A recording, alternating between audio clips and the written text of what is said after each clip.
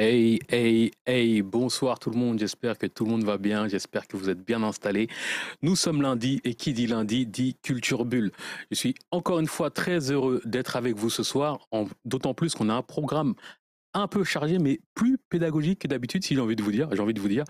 On va s'amuser, on va créer un peu ce soir et j'ai vraiment hâte d'arriver dans la partie de l'émission spécial atelier, j'en dis pas plus. Alors, qui on a ce soir? On a Émeric qui est là, bonsoir, on a Ellie, on a Fulltokam, on a Grix, on a Cassips, on a Nabil, on a RMC, on a Space Kairou, on a Super, on a YBB. Bonsoir à tous, merci d'être toujours présents à Culture Bulle, la meilleure émission de Twitch. Oui, je n'ai pas peur des mots ce soir, je me lâche, la meilleure émission de Twitch après celle de Space Kairou, bien sûr.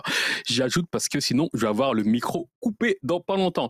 En tout cas, j'espère que vous commencez bien votre semaine. La semaine dernière, dites-moi, notez-moi votre lundi de 1 à 10 dans le chat pour voir si vous êtes bien réveillé. Moi, perso, mon petit lundi, avec ce petit ramadan, je mettrais un petit 7 tranquille, on rentre doucement, j'ai pas eu de migraine, donc ça va. Donnez-moi une petite note dans le chat pour votre lundi. 7 sur 10 pour Sakimi, c'est pas mal. C'est vraiment pas mal. Griffs qui a 8,5, ça tue. Clarken 3, oh là là là là là là. Je sais pas si c'est le temps ou si tu n'as pas remis de ton poisson d'avril du premier, mais en tout cas, Nabil Wings qui nous met un 7, Geek with a Bird qui nous met un 8, bah vous êtes réveillés, ça fait plaisir, ça fait très très très plaisir. On peut enchaîner, je peux d'ores et déjà vous annoncer le sommaire de la soirée. Alors, comme d'habitude, non, c'est pas vrai, il n'y en a pas eu la semaine dernière, mais on va commencer avec les news de la semaine. Vous verrez, je vous ai concocté 3 petites news aux petits oignons. Ensuite, on fera un focus sur notre invité, plus une interview, un focus sur l'œuvre de notre invité, plus une interview. Vous allez voir, c'est de qualité aussi. Ensuite, petit atelier d'écriture, on va s'amuser un peu, on va vous donner les clés pour si vous souhaitez écrire une histoire ou si vous vous êtes toujours posé la question, comment est-ce qu'on fait pour écrire une histoire? On va essayer de vous donner les clés. Avec mon invité. Et ensuite, il y aura le fameux El Grandito, El Magnifico concours, comme d'habitude. Bonsoir, Sandrine. Ça fait plaisir de te voir, Sandrine, qui est très, très fidèle à l'émission. Je te remercie d'être là, Sandrine. Et on va pouvoir accueillir nos invités de prestige de la soirée, c'est-à-dire Adrien, qui est éditeur chez Webtoon Factory, et Jeff Legrand, qui est auteur. On va vous donner toutes les œuvres sur lesquelles il charbonne en ce Bonsoir. moment, et vous allez voir, c'est impressionnant. Bonsoir Adrien, comment tu vas?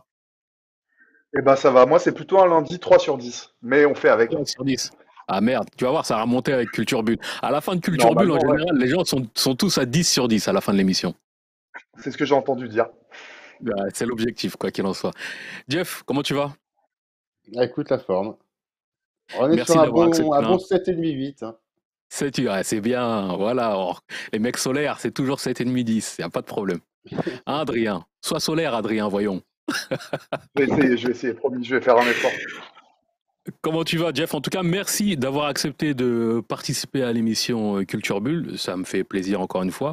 On a peu d'auteurs qui rechignent à venir au final et c'est très très bien parce que ça montre un peu plus l'envers du décor. Ça apprend à connaître l'homme derrière l'œuvre. Putain, je devrais faire de la poésie plus souvent, moi. Ça apprend à connaître la personne, un peu plus connaître l'auteur, sa gamberge et à pourquoi pas s'approcher de l'œuvre ou des œuvres après et vouloir en savoir plus à la fin de cette émission-là. En tout cas, comme je t'ai dit, merci d'avoir accepté de participer à l'émission. Est-ce que tu peux nous faire une petite présentation rapide en 30 secondes? D'où est-ce que tu sors?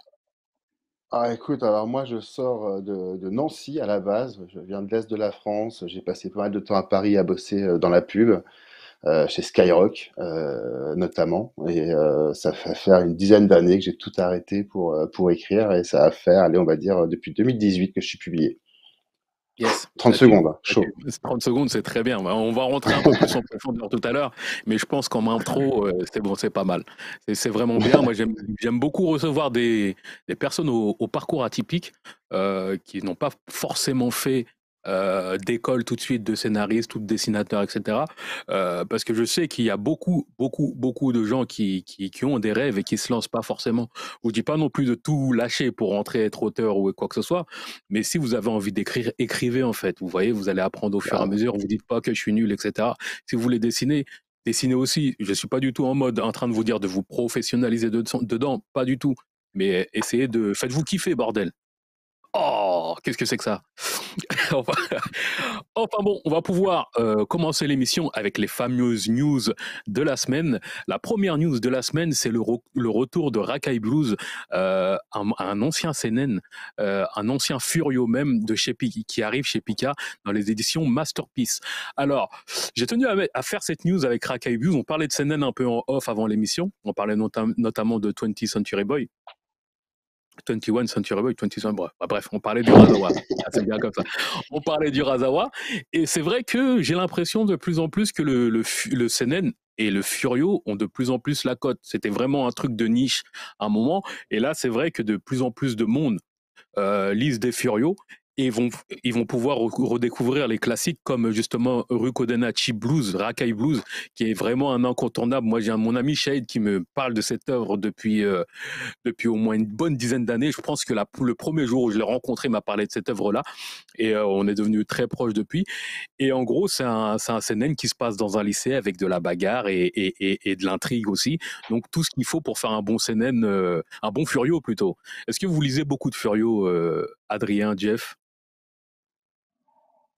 Pas Pas du du tout tout. pour moi. Non.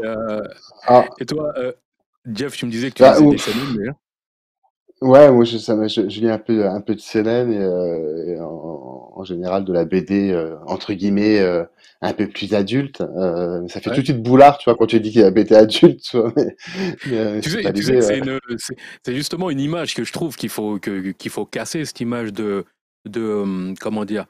On a beaucoup un peu cet a priori, les personnes qui nous disent ouais, moi je lis pas de manga, je lis de la BD, et malheureusement ça donne une mauvaise image aux gens qui lisent que de la BD, alors qu'en vérité ils lisent sûrement de tout. Mais justement l'émission Culture Bulle est une émission assez transversale qui passe dans les trois domaines, que ce soit du manga, du webtoon et de la bande dessinée. J'espère qu'après, avec cette émission, les gens qui sont présents se rendront compte qu'il y a vraiment très peu de différence, à part peut-être le sens de lecture ou le médium sur lequel on lit les histoires. Et j'aurais faire Ah, plus des de Clairement. différents, des différences, il y en a grave, mais il y en a quand même pas mal entre ouais, bien la sûr. BD asiatique, la BD américaine et la BD européenne. T'as quand même des grosses Ouais. différences artistiques dans le contenu et tout ça, mais en tout cas, pour en revenir au Furio, j'en ai quelques-uns et pas forcément de manga ou de Du BD manga, asiatique. Il y bien a sûr. aussi des bons trucs. Enfin Oui, bref, mais vas-y, je te laisse enchaîner sur tes news. non, non, mais je continue justement, je vais rebondir sur ce que tu dis. Ce que je disais justement, c'était plus dans le sens de il y a des bonnes histoires partout, et à partir du moment où tu kiffes lire sur un médium, que ce soit de la bande dessinée ou du manga ou même du webtoon.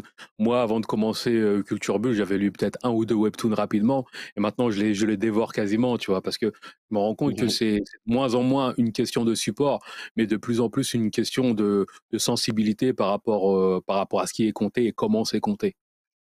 Je sais Grave. pas si vous êtes d'accord avec moi. Ouais, moi je suis totalement d'accord, il y a des bonnes histoires partout. Et après, moi je voudrais juste revenir, on va commencer à être pas d'accord, Jeff, hein, on va tout de suite commencer, mais moi, Soyons pas d'accord. avec- Moi, j'aime les débats. exactement. Non, mais tu vois, moi je trouve que Des fois, je justement, me il déguise y en a de routier. plus, je trouve qu'il y a de plus en plus justement de ponts entre Ah oui. la manière dont on classifie la bande dessinée, que ce soit franco-belge, comics ou manga.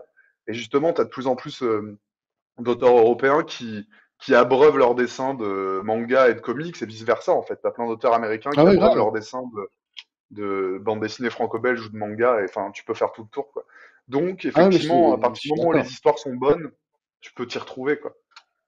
Let's Je suis go. d'accord, mais je parlais vraiment des œuvres à l'origine et traditionnellement, l'art narratif asiatique est différent de l'art narratif franco-belge et de l'art narratif. Enfin, tu vois, il y a des règles de découpage, Oui, les oui, ellipses sont oui, pas oui, bien traitées de la sûr. même manière. Enfin voilà, on va pas rentrer dans tous ces Ouais, trucs-là, ouais. mais il y a quand même Mais à la base, même si aujourd'hui il y a des fusions, à la base c'était un peu différent quand Oui, oui, même. c'était très, Surtout très sur des différent. œuvres.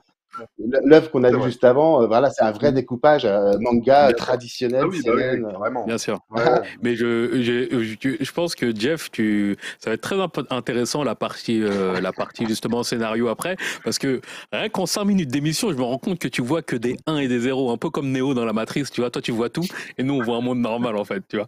Et je me dis que ça va être très très intéressant de voir selon le genre, selon quel type d'œuvre, comment on s'y prend, etc. Et ça va être en deuxième partie partie d'émission.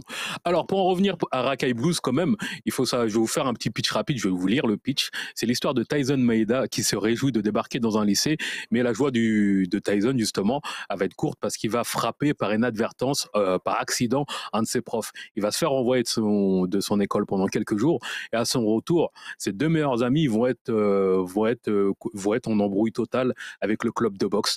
Comme je vous ai dit, c'est vraiment Après, ils vont devoir plutôt se faire respecter et apprendre à se faire respecter. Et comme je vous ai dit avant, justement, c'est vraiment une histoire, un peu un prétexte pour avoir de l'action. Ça s'appelle Rakai Blues, je pense que c'est pas pour rien. Et moi, en tout cas, dès la sortie 1er juin, je pense que je vais me pécho le premier tome, parce que, encore une fois, mon ami qui est très très fin dans les CNN et dans les Furios, et m'a dit que c'était une masterpiece. Rakai Blues, ça fait 10 ans qu'il me saoule dessus. Donc voilà, je pense que à la sortie, ça va être Day One pour moi, et je vais voir ce que ça vaut. Voilà, est-ce que le pitch vous a donné un tout petit peu envie? Ou non, on n'est plus des lycéens, on Ouais, s'en fout. Allez, yes, yes, yes. Why not? Let's go, let's go. On 25 passe à tomes, la... quoi, faut Ah, kiffer, ça fait quoi, beaucoup, 25 tomes, 25 faut y tomes. aller, quoi. Ouais, ouais. J'ai peut-être parlé un peu vite, je vais regarder le prix avant quand même, parce que là, l'édition Masterpiece, Ouais, on sait jamais. médiathèque, quoi, médiathèque. Voilà, exactement. On sait jamais si c'est Master Price, je sais pas. On verra ça en tout cas à la sortie le 1er juin. La deuxième news, ça concerne une œuvre de chez Dupuis qui s'appelle Le Ministère secret. C'est une bande dessinée où vous voyez deux anciens de nos présidents, c'est-à-dire à droite François Hollande et à gauche Nicolas Sarkozy, qui sont des espèces d'agents secrets, si je dis pas de bêtises, et ont un espèce de ministère secret, c'est le titre en même temps, un espèce de ministère secret, et ils considèrent que leur vrai travail commence après leur présidence. Ça, c'est une des devises qu'il y a dans la bande dessinée. Et pour le coup, ils travaillent en secret dans le secret de l'État pour vaincre des reptiliens. Alors moi, je trouvais plutôt le pitch plutôt cool, parce que c'est de la déconnade, c'est fait par Sfar. Euh, et c'est une grosse, grosse, grosse partie de déconnade. Moi, je me dis, pourquoi pas, on peut se moquer des présidents comme on est en France quand même. Mais sauf que là, ça prend une petite autre tournure. Parce que le ministère secret va être adapté à l'écran. Donc, il y a un film qui est prévu avec ce film-là. Et là où ça devient ouf, c'est que François Hollande et Nicolas Sarkozy vont jouer leur propre rôle. Et là, je vous dis que ça devient vraiment what the fuck. Honnêtement, je sais pas à quoi m'attendre. Je sais vraiment pas à quoi m'attendre, mais au moins, l'audace est là. On peut pas dire le contraire. T'as checké tes Je news, sais pas si Pierre, ou pas? T'as Là, non, vérifié c'est un gros, tes gros, gros, infos ou gros pas? poisson d'avril, je pense. Je pense que c'est un gros, gros Ah, poisson d'avril. ouais, c'est ça sent le fait coup, là, parce que Honnêtement, j'ai je eu pense que peur. c'est un gros, gros, c'est un gros, gros poisson d'avril de la part de Dupuis, mais à vérifier quand même. À vérifier. Je vous avoue, je vais pas vérifier. Moi, j'ai vu la news, j'ai dit c'est incroyable. Peut-être je suis le premier à être tombé dedans en live dans Culture Bulle, et c'est ça qui est beau. Oh, Parfait. C'est ça que attendez, ça a marché. j'ai un flash. Mais en tout cas, sur le pitch, ça m'a l'air pas mal. Si ça se fait, en tout cas, j'espère que ce poisson d'avril-là, si c'en est un, ça va leur donner des idées à François Hollande et Nicolas Sarkozy. Parce que juste être sur ce plateau-là, les gars, avec deux mecs qui se détestent autant, franchement, je veux bien juste tenir le réflecteur et manger mes popcorn et regarder le tournage. On est il y en avait d'accord? plein comme ça. Il y en avait plein Ah, comme c'est ça. ouf. Laurel Hardy, il supportait pas, il paraît, tu sais. Ah ben c'est incroyable. Mais il y a vraiment, moi ce qui m'étonne le plus dans les gens qui se détestent comme ça, c'est aussi les sportifs qui sont à l'entraînement Ah, H24, qui se voient tous les jours et qui peuvent pas se piffrer. Et pourtant sur le terrain ça se voit pas, mais quand t'entends de l'autre côté, t'entends un peu dans les potins, dans tout ce qui est gossip, on entend un peu la bagarre interne. Qu'est-ce que t'en dis toi de cette news-là, ou de ce poisson d'avril-là? Je vais me dépêcher d'aller vérifier d'ailleurs. Je vais regarder juste la date de sortie de la news. Je crois que je l'ai vu passer cette news en fait. Mais ce C'était le serait, premier ce ou serait pas? méga, ce serait méga drôle. Je crois que c'était sur le compte soit de Johan Spar, soit de Mathieu Sapin. Alors déjà, ça a été prépublié dans Spirou, hein, Ouais, le ministère ça secret. tue. Ne pas oublier Spirou. Et Ouais, bah moi, je trouve que c'est une série what the fuck, d'autant que bah, effectivement le pitch est assez original et Mathieu Sapin a pas mal suivi de vraies campagnes présidentielles, notamment celle de ouais. Hollande et celle de Macron. Donc c'est assez drôle de le voir bah, à la fois dans un registre, on va dire qu'il connaît parce qu'il a fait des vrais suivis de campagne, et en même temps dans un truc qui est totalement irréel avec les anciens présidents qui se tirent la bourre pour sauver le monde, quoi.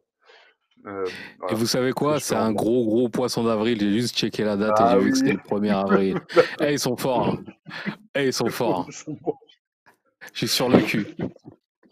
Mais vous voyez Désolé. la magie du premier avril. En plus, tu sais quoi, dans mon intro, j'allais dire j'espère que vous n'êtes pas fait avoir par des blagues du 1er avril et je me serais fait avoir, tu vois. Heureusement que j'ai switché mon intro au dernier moment. Mais c'est ça qui est beau dans Culture Bulle, parce que c'est ça qui est beau. Même pas que dans Culture Bulle, c'est ça qui est beau dans Twitch, parce que là, je suis sûr que tout le chat est en train de clipper le truc et ça va tourner. Et la semaine prochaine, j'espère qu'il y aura encore plus de monde dans l'émission. C'est pas magique, ça? En tout cas, j'espère que cette news, ce poisson d'avril, vous donnera des idées à chez Dupuis, justement, parce que ça me semble un projet de ouf, honnêtement, de mettre Nicolas, j'allais dire Le mec Sarkozy, de mettre s'accroche aux Nicolas. branches, quoi. Mais lâche-la faire. Non, mais moi, je suis le champion du monde d'accrochage aux branches cassées en plus. Allez, on passe à la news suivante, ça y est, je me suis fait avoir. J'ai super honte, mais c'est pas grave, c'est beau. Alors, la news suivante, c'est le nouveau one-shot de Tatsuki Fujimoto qui est prévu pour le 11 avril. Tatsuki Fujimoto qui est l'auteur de Chainsaw Man et de Look Back, deux mangas. Enfin, Chainsaw Man qui est une série en cours qui a été éditée, qui est toujours éditée aujourd'hui, qui est une grosse série en cours. Et pour le coup, Look Back qui est son premier one-shot qu'il a sorti l'année dernière et qui est un véritable carton aussi. Doug tout à l'heure en coulisses me disait dans le chat, il y a quelqu'un qui dit ça sert à ça les poissons d'avril. Et voilà, ça sert exactement à ça, aux gens qui font pas assez de sourcing comme moi. Voilà, je me suis fait avoir, je me ferai plus jamais avoir. Pour moi, tous les jours, ce sera des 1er avril maintenant. Et en gros, Look Back, qui est un one shot, qui a un gros succès. Et je disais donc qu'avec Doug tout à l'heure, nous en discutions. Et Doug justement me disait que c'était vraiment bon. Mais je me suis posé une question que je vais te poser à toi, Jeff, pour le coup. Il y a beaucoup, ça représente énormément de travail, énormément de travail. On connaît un peu le rythme de travail des Japonais. Alors, il a une série en cours qui s'appelle Chainsaw Man, qui n'est pas finie, donc il continue à faire des tomes qui font environ 200 pages. Il a fait un one-shot l'année dernière et là, il ressort un deuxième one-shot. C'est au sacrifice de quoi, ça, justement, aujourd'hui? De nous, notre petit œil occidental. Est-ce que tu peux nous dire comment tu vois cet œil-là de ton œil d'auteur? Comment tu vois ce phénomène? Ah, alors, sur l'écriture, je sais pas comment ça fonctionne exactement au Japon. Je sais que qu'est-ce qui se passe? Je suis en Ah train de me oui, faire c'est brancher dans le bah, chat. forcément. Bah, Ça va être pour moi. ça va être toute la C'est ma réponse. soirée. C'est ça, c'est ça. Je t'en prie, continue, Jeff. Excuse-moi, je t'ai coupé. Non, il n'y a pas de souci. Non, mais je sais que les dessinateurs, ils travaillent genre en équipe, en studio, pour tenir les délais. Dans l'écriture, je sais pas si ça se fait. Je sais que parfois, il y a des mecs qui ont des assistés, en Europe en tout cas, qui ont des aides pour les dialogues notamment. Après, moi, je pense plus que Fujimoto, vu les psychopathe que c'est de la création au Japon, je pense que c'est juste que c'est lui, il sacrifie sa vie à son œuvre et à l'écriture. Je pense il s'autorise une semaine par an de détente et que ça lui va bien. Et ils ne vivent pas sur notre planète. Ouais, C'est le rythme de production, si tu veux, pour écrire 200 planches, même si tu es très efficace, que tu es hyper habité par ton univers et tout, pour écrire 200 planches, tu vois, allez, on va dire qu'il te faut au minimum, si tu es vraiment à fond dedans et habité par ton truc, tu vas mettre 2 mois pour écrire 200 planches. Et vraiment, il faut être habité et faire que ça. Et c'est du vrai taf, quoi. C'est du 10 heures par jour, t'écris, quoi. Donc, il doit certainement avoir des albums d'avance sur Shenso, j'imagine, qui lui je permettent, du pense coup, aussi. Ouais. tu vois, de dédier un petit peu de temps à d'autres projets qui doivent être allés aussi dans le temps. Ça se trouve, ces one-shot, il les a écrits en 3 ans, en fait, par petits morceaux, tu Aussi. vois. Je sais pas du tout. Je Peut-être qu'il les connais avait déjà pas. depuis longtemps. Ouais. Peut-être qu'il les avait déjà Ça fait pas. depuis longtemps, avant d'être Mais connu. c'est ça. Ouais, exactement. Après, ça se trouve, c'était expliqué. Il y avait une super expo de Fujimoto. Peut-être qu'il y a des gens dans le chat qui y sont passés en Ouais, Angoulême. Angoulême. Moi, j'ai pu en faire que 2 des expos et ça fait pas partie de celles que j'avais sélectionnées parce que c'était tellement speed et tout. Mais peut-être que c'est expliqué dans l'expo, je sais pas. Tu étais à Angoulême, du coup? Yes, yes, yes, yes, Et yes, toi, yes. Adrien, Et aussi, pour le coup, avec Webtoon Factory? Ouais. Alors moi, je suis pas. Alors, pour la petite intro, moi, je suis éditeur bande dessinée, membre de la rédaction. Et donc, dans D'accord, mon rôle d'éditeur, je fais du webtoon. Donc, ouais, en fait, j'étais là pour Dupuis, d'accord. intégralement. Et ouais, bah, comme le dit Jeff, c'est méga intense, Angoulême. On voit plein de monde, on discute beaucoup, on fait des animations sur les stands. On fait des afters, Et voilà, allez, donc lâche-le, on fait des afters aussi, bien dis-le. sûr qu'on fait des afters en backstage, bien sûr. C'est le festival de Cannes version bande dessinée, quoi. Presque quoi. Et Non, donc, continue, je t'en je prie. vois pas de quoi tu parles. On est sages, Mais, nous. mais du coup, on a le temps de voir zéro expo, de faire à peu près rien du festival, à part rester sur le stand et passer des bons moments avec nos auteurs favoris, tel Jeff. Yes. Ah ouais, Et alors, je reviens sur ma j'aime. question justement sur le sacrifice entre guillemets des auteurs, parce que dans une précédente émission, on avait justement parlé du fait que il y avait un auteur qui travaillait, qui avait un rythme de travail assez raisonnable, qui travaillait peut-être 7 à 8 heures par jour. Et qui se prenait des vacances, qui se prenait aussi des week-ends, etc. Et tu avais d'autres auteurs de sa génération qui travaillaient beaucoup plus et qui avait un rythme de travail très très japonais. Vous savez, pas de vacances, un jour dans la semaine, c'est un miracle. Et je prendrais peut-être une semaine de vacances à l'année. Et cet auteur-là est arrivé, disait ok, moi j'ai 85 ans aujourd'hui et tous les gens de ma génération sont morts à 65 ans. Donc il y a un côté quand même assez badant. Euh, Surtout pour nous, le public, sommes tout le temps en demande, on est dans un monde où c'est vraiment de la restauration rapide dans tout, malheureusement. On ne se rend pas compte du travail acharné des auteurs derrière. Est-ce que, comment dire, vous, toi, Jeff, notamment, est-ce que tu es ton dessinateur pour le coup, est-ce que vous, et tes illustrateurs plutôt, est-ce que vous faites vraiment attention à votre santé lorsque vous bossez ou vous vous en rendez pas forcément compte? Alors, pour les dessinateurs et les scénaristes, je pense qu'il y a plein de problèmes qui sont les mêmes, hein. C'est le temps d'exposition à l'écran, c'est la Mhm. position sur ce foutu siège. Toi, t'as beau acheter des Ouais, trucs de gamer, de mes couilles qui doivent super bien te tenir. À partir du moment où tu commences à te tenir de travers parce que t'écris, mhm. parce que machin. Donc ouais, pour physiquement, c'est fatigant. Là, on a le cas sur un de nos webtoons, on a notre artiste qui s'est blessé au Ok, ouais. poignet. Mhm. Alors c'est sur une chute, mais si tu veux, c'était une petite chute. Enfin voilà, c'est le fait qu'elle Le sollicite cumul. beaucoup son poignet. Ouais, le cumul, la fatigue et tout ça. Donc ouais, c'est physiquement assez épuisant. Après, il y a des gens qui maîtrisent leur rythme de travail de meilleure façon que d'autres. Moi, je sais qu'en plus je fume quand je bosse, donc moi je cumule tout. Effectivement, la santé, c'est pas c'est pas la T'es le target dernier pirate. première. Ouais, c'est pas la c'est ouais, c'est pas l'objectif premier le matin quand je me colle devant l'ordi quoi. Et toi, Adrien, est-ce que de ton poste d'éditeur, pour le coup, tu as des retours d'auteurs quand tu sens que ça tire un peu sur la corde ou quand c'est encore un peu raisonnable? Comment tu sens un peu tous les gens que tu coaches, que tu manages plutôt? Bah après, comment je les sens, c'est vraiment du cas par cas, on va dire, parce qu'en face de nous, on a quand même des gens qui essaient de sortir quelque chose de leur trip, et donc qui vont forcément donner énormément d'eux-mêmes, même sans le Bien vouloir, sûr. euh, et même en faisant attention, quoi. Donc c'est vraiment du cas par cas. Après, il faut essayer de les sentir, c'est du feeling, ça fait vraiment partie du boulot d'éditeur. Essayer à tout prix d'éviter le surmenage, tout en sachant, et ça c'est le point un peu négatif, c'est que moi je suis aussi là pour un peu tirer la sonnette d'alarme parfois, parce qu'on a des délais de publication pour le webtoon ou d'impression, et donc il faut Mhm. toujours être un peu voilà, en balance entre les deux. Voilà, je veux pas que tu te surmènes, mais en même temps on a quand même des délais, donc voilà, on va, s'il faut on décale, si c'est possible. Si tu te sens, bah, on y va, on fonce. Faut vraiment, ouais, faut le sentir, quoi. Faut le sentir et faire avec D'accord. la personne que tu as en face de toi. Et si, imaginons demain, tu as un auteur, tu sens qu'il s'arrête pas jamais, tu lui dis lève un peu le pied là où tu as encore un peu de temps ou pas, non, c'est vas-y, vas-y à fond, quoi. T'as pas de cœur. Maintenant que tu Je le sens, rigole. vas-y, hein. C'est des grandes personnes, hein. Non, mais, Ah, ça, c'est des grandes personnes. non, mais plus sérieusement, si. Franchement, en plus, ça m'est arrivé au début, au lancement de la Factory. Ouais, On s'était dit, on va la faire à la coréenne. Donc, on va demander aux auteurs de produire un épisode de Webtoon par semaine. d'accord. Un épisode, aujourd'hui, c'est à peu près 50 000 pixels de haut, pour pas rentrer dans la technique, c'est à peu près 60 cases de BD.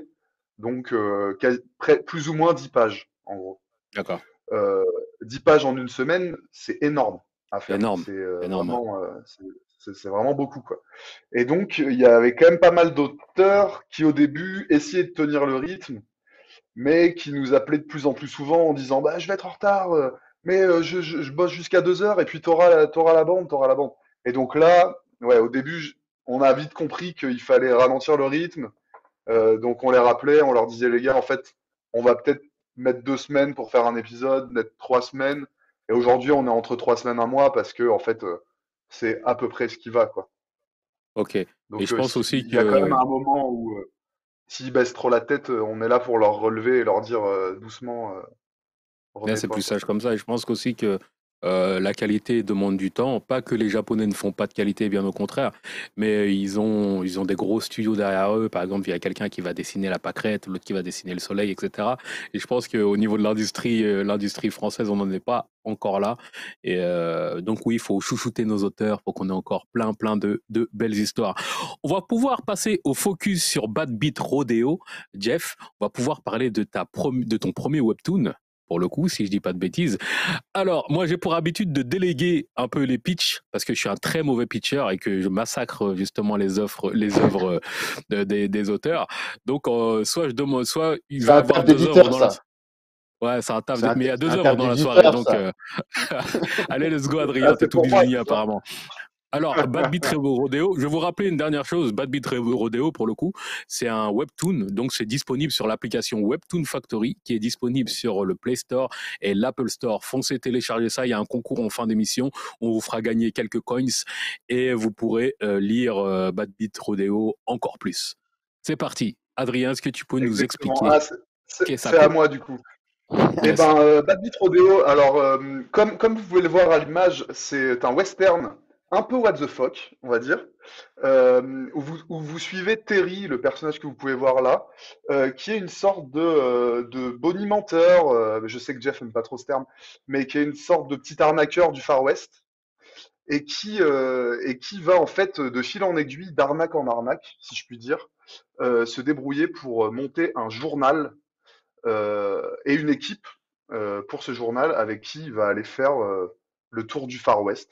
Évidemment, il y a diverses intrigues, des bad guys à droite à gauche, et il va essayer de tirer son épingle du jeu le mieux possible. Ça va, c'est pas mal C'est comme bien, c'est pitch bien. ou Oh, t'as même pitché, les 2 saisons, tu vois. t'as vu ça un peu?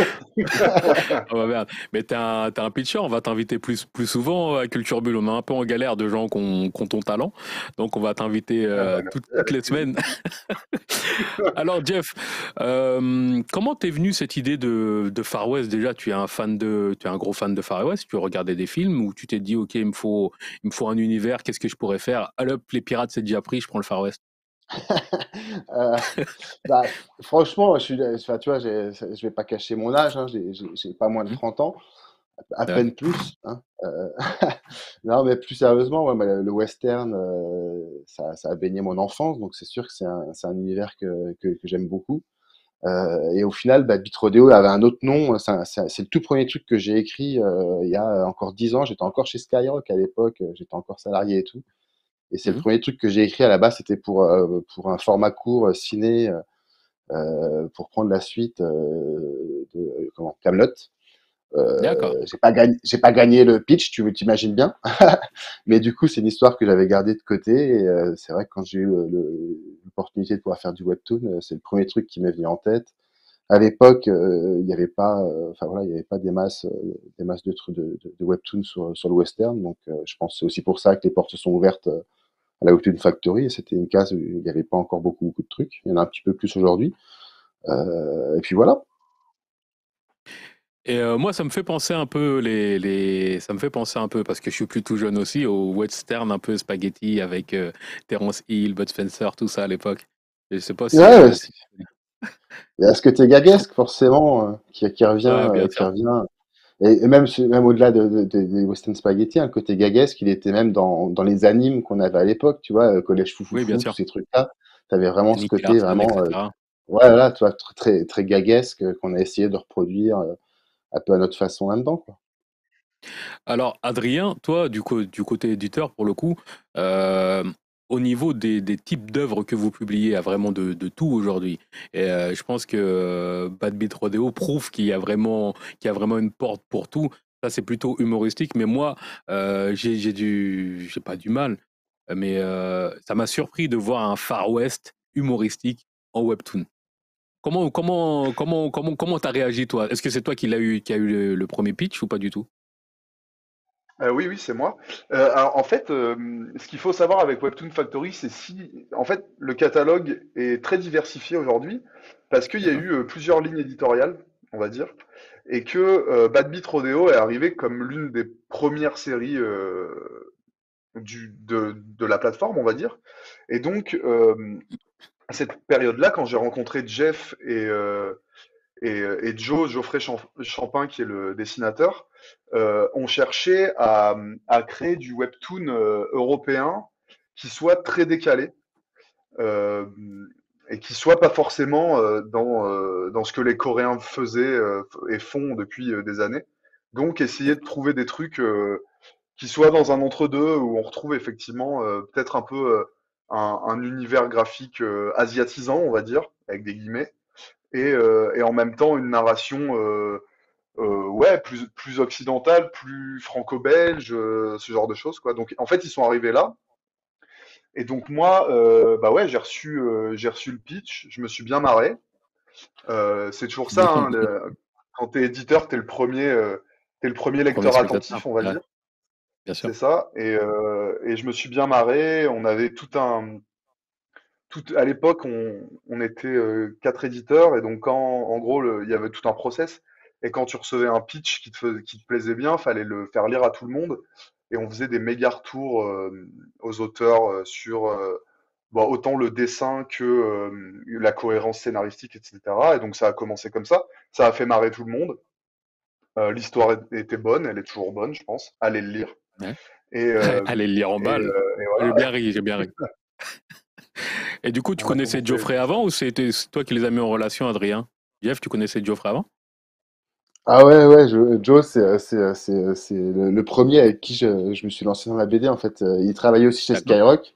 Et quand j'ai d'accord, annoncé mon départ de chez Sky pour devenir auteur et notamment scénariste de BD, il était venu me voir en me disant, bah écoute, moi j'ai un peu dessiné, j'ai toujours eu envie de faire de la BD, ça te dit qu'on fasse des choses ensemble. Et puis on a mis, ouais, je crois 8 ans avant de signer notre contrat avec Dupuis, mais on avait fait une ouais, BD indépendante qui s'appelle Bob and Blurb, qu'on avait fait sur Ulule, qu'on avait fait, d'accord. enfin tu vois, on a dû en faire genre 300 ou 400 exemplaires, tu vois. Ouais. Mais c'était une première expérience. Et puis derrière, il y a eu ce webtoon qui nous a permis d'enfin avoir la bienveillance d'un éditeur pour nous aider à raconter nos histoires, quoi.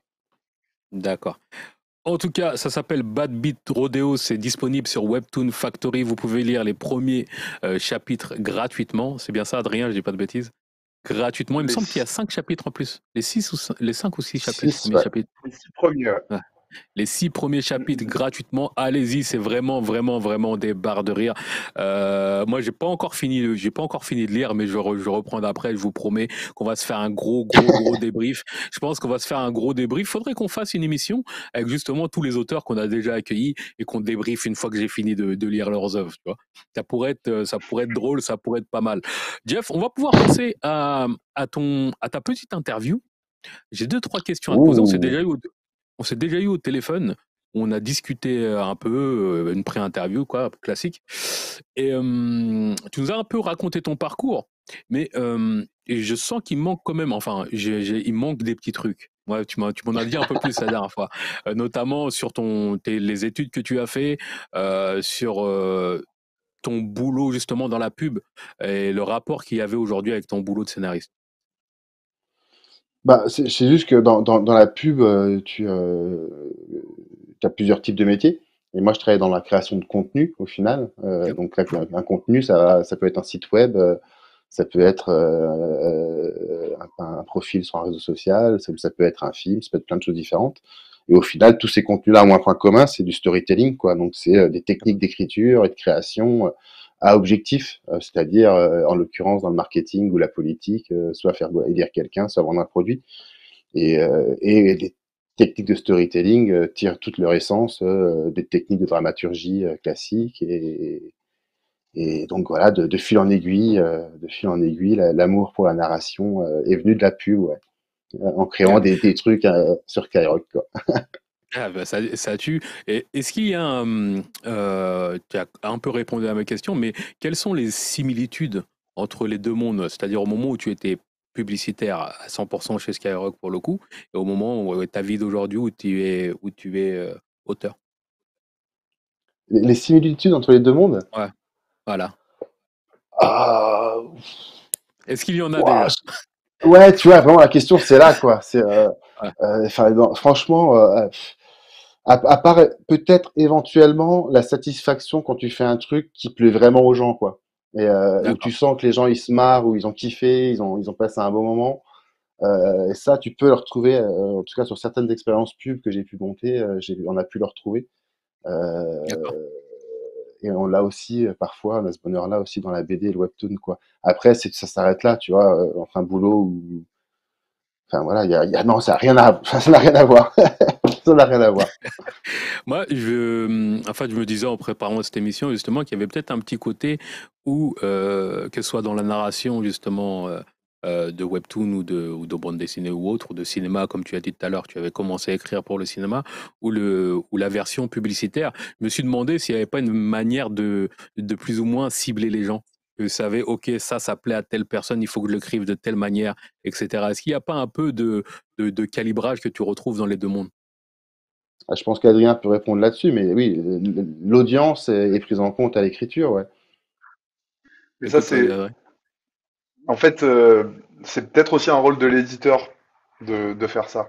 Je m'avance, hein, parce qu'il y a plusieurs écoles, mais euh, moi, je vois vraiment la chose comme aider un auteur à, comme j'ai dit tout à l'heure, à sortir une histoire qu'il a envie de raconter de ses tripes. Et donc, il faut justement faire de notre mieux pour que il ait pas ça en tête quand il écrit l'histoire qu'il a envie de raconter. Et donc, c'est plus à l'éditeur de se dire, ok, cette histoire, elle me plaît, mais qu'elle me plaise, c'est pas tout. Il faut que je réfléchisse et que je me dise, elle me plaît, mais est-ce qu'elle va plaire à tel ou tel public, sans forcément demander à l'auteur de faire des changements de dingue dans son histoire pour que ça rentre dans telle ou telle case, en fait. d'accord. Et donc, je Après, il pense y a aussi des que c'est histoires peut-être qui se ça qui prêtent, fait. Oui, il y a des histoires pardon, qui s'y prêtent plus et où on voilà, qui se peut. Non, prêtent non, t'as plus. raison. Qui s'y prêtent plus et où on peut un peu jouer avec ça. Mais c'est là où je pense que Jeff voit une bonne différence. C'est qu'en fait, je pense que quand t'écris, Jeff, t'es pas en train de te dire mon histoire va plaire à tel public. C'est plus moi qui vais venir derrière en te disant ah, là, il y a peut-être un truc où Mhm. si on modifie un peu l'âge du personnage, ça va plus rentrer dans telle case. Mais enfin, j'ai pas l'impression que t'aies ça Ouais, en tête sur quand les t'écris. dialogues aussi, parfois par rapport à l'audience, où tu vas aussi me rappeler que je parle plus comme un mec de 20 ans, hein. Donc, Parfois. ouais, Après, c'est vrai que t'écris pas forcément pour une audience spécifiquement, mais tu sais malgré tout, enfin, en tout cas, moi, je sais que quand j'écris, je sais à quel type d'audience ça va s'adresser. Et je change pas ce que je veux écrire pour cette audience-là. Effectivement, c'est plus à l'éditeur de venir mettre des ingrédients spécifiques, parce que là, dès que tu parles d'audience, tu parles un peu de marketing. Donc, c'est pour cibler après l'œuvre dans sa communication, son placement en librairie, etc. Tu vois. Après, moi, c'est vrai que typiquement, tu vois, quand je fais un projet qui a un trait asiatique, qui est un peu gore, il y a des morts, il y a des trucs un petit peu ésotériques et tout. Moi, je sais que je m'adresse pas forcément à la cible des lecteurs de Dragon Ball, quoi. Ah, bien sûr. Bien sûr, bien sûr. Donc déjà, quand tu choisis plus ou moins le thème ou l'univers de C'est ton ça? récit, tu sais déjà à peu près à qui tu vas t'adresser. On a des questions dans le chat. On a deux questions dans le chat. La première question, c'est est-ce que c'est l'histoire de ta jeunesse, Jeff? T'es en train de te branchouiller un peu, je pense. Sur quoi? Sur Bad Beat, ouais. Sur Bad Beat? Sur Bad Beat, ouais. Ah putain. Franchement, il y a forcément dans toute œuvre une part de soi, hein. Ouais. Est-ce que des fois, il y a des petits gags que tu as déjà fait, des petites conneries que tu as déjà faites qui se retrouvent à l'intérieur du webtoon? C'est un mélange de tout. Soit tu les as faites, soit tu les as entendues, soit aurais dû les sortir à ce moment-là et tu les as pas sortis parce que tu étais trop timide. C'est tous ces trucs-là qui ressortent en fait quand tu écris, quoi. Alors, apparemment, je suis pas le seul à avoir remarqué ton impressionnante collection derrière toi. Il y a une question qui demande, la collection comique de Jeff est stylée. A-t-il été influencé par les mangas ou seulement influencé par BD Comics? Ah, on a parlé tout à l'heure, moi je suis plus On en parlait tout à influencé l'heure. par le comics, ouais, par le comics et par la BD européenne que par le manga.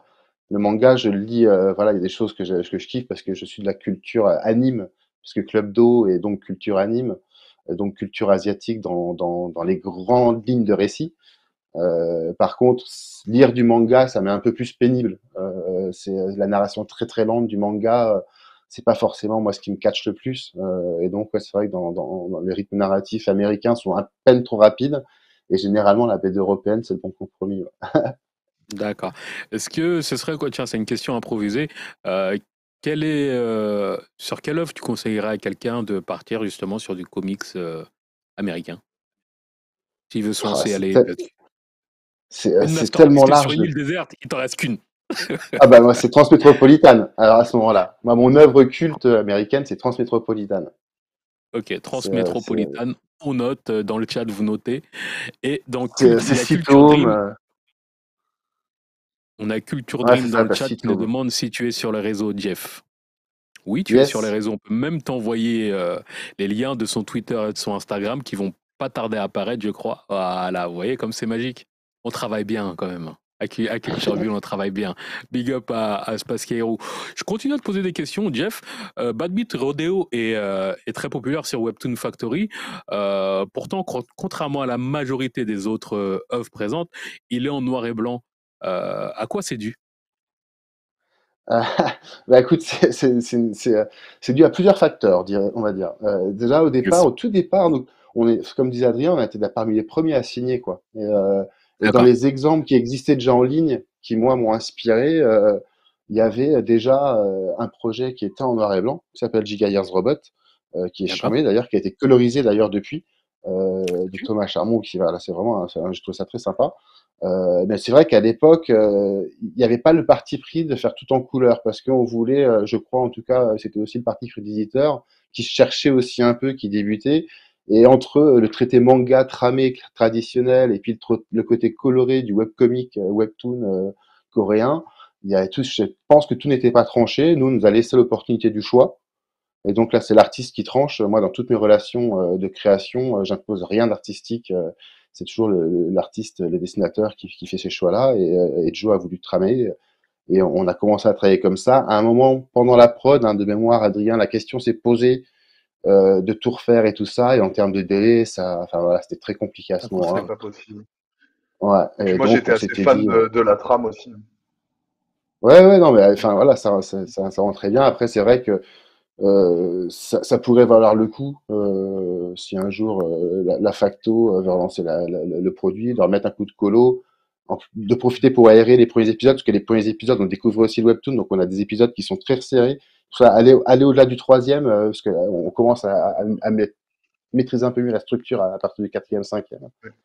Mais en tout cas, C'est ouais, la couleur c'est- pourrait apporter un autre truc au récit, ouais. c'est justement la question que j'allais poser, c'est est-ce qu'il y a une colorisation qui est prévue, Adrien? Et c'est quoi votre process justement lorsque vous avez, avec vos premières œuvres, comment vous les remettez en avant? alors, il n'y a pas de process, c'est du test and learn. C'est qu'on fait, là Jeff, aussi, on fait du cap. Jeff, Jeff, je bosse pour toi là, hein. Tu te rends compte que je bosse pour toi quand même. Ah, Eh, non, mais je t'envoie du bitcoin, mec, je t'envoie du bitcoin. À fond. non, alors en plus, moi, c'est une œuvre qui me tient à cœur. C'est une des premières que j'ai aidé à publier sur la Factory. Donc, c'est vraiment un dossier. Tu bosses dans le bon sens. Donc, moi, c'est vraiment un dossier que j'ai envie de remettre sur la table. Parce que tout à l'heure, on a parlé de la saison 2. J'ai vu que dans le chat, ça s'affolait parce qu'à l'origine, il devait y Ouais. avoir une saison 2 qui n'a pas été faite pour diverses raisons également de ligne édito changeantes. Mais moi, c'est un dossier que j'aimerais bien mettre sur la table, effectivement. Et je sais que Jeff, il a en tête une saison 2 assez d'enfer. Hmm. Mais voilà, si on le fait, il faudrait effectivement remettre en couleur, appeler un coloriste qui voit avec le dessinateur pour qu'il se calibre bien. Je le ferai. Ouais. Et puis voilà, quoi. Qu'on relance la Ok. machine. Après, il y a plein d'autres. Sur d'autres séries, euh, tu vois, c'est pas forcément que la couleur, mais il y a une grosse progression graphique d'un bon nombre d'auteurs aussi entre l'épisode 1 et l'épisode 24. Et donc, il y a quelques séries où il y a toute une repasse graphique qui est faite sur, je sais pas, les 4, 5, 6 premiers épisodes par le dessinateur. C'est aussi possible de faire ce genre de choses. D'accord. Jeff, tu bosses sur beaucoup d'autres œuvres en ce moment, sur beaucoup d'autres scripts, scénarios. Est-ce que tu peux nous en dire un peu plus? On parle de webtoon, hein. Pas forcément de webtoon, je garde un certain webtoon pour la fin, c'est ma transition. Je t'ai mis bien là tout de suite, me casse pas les jambes, s'il te plaît.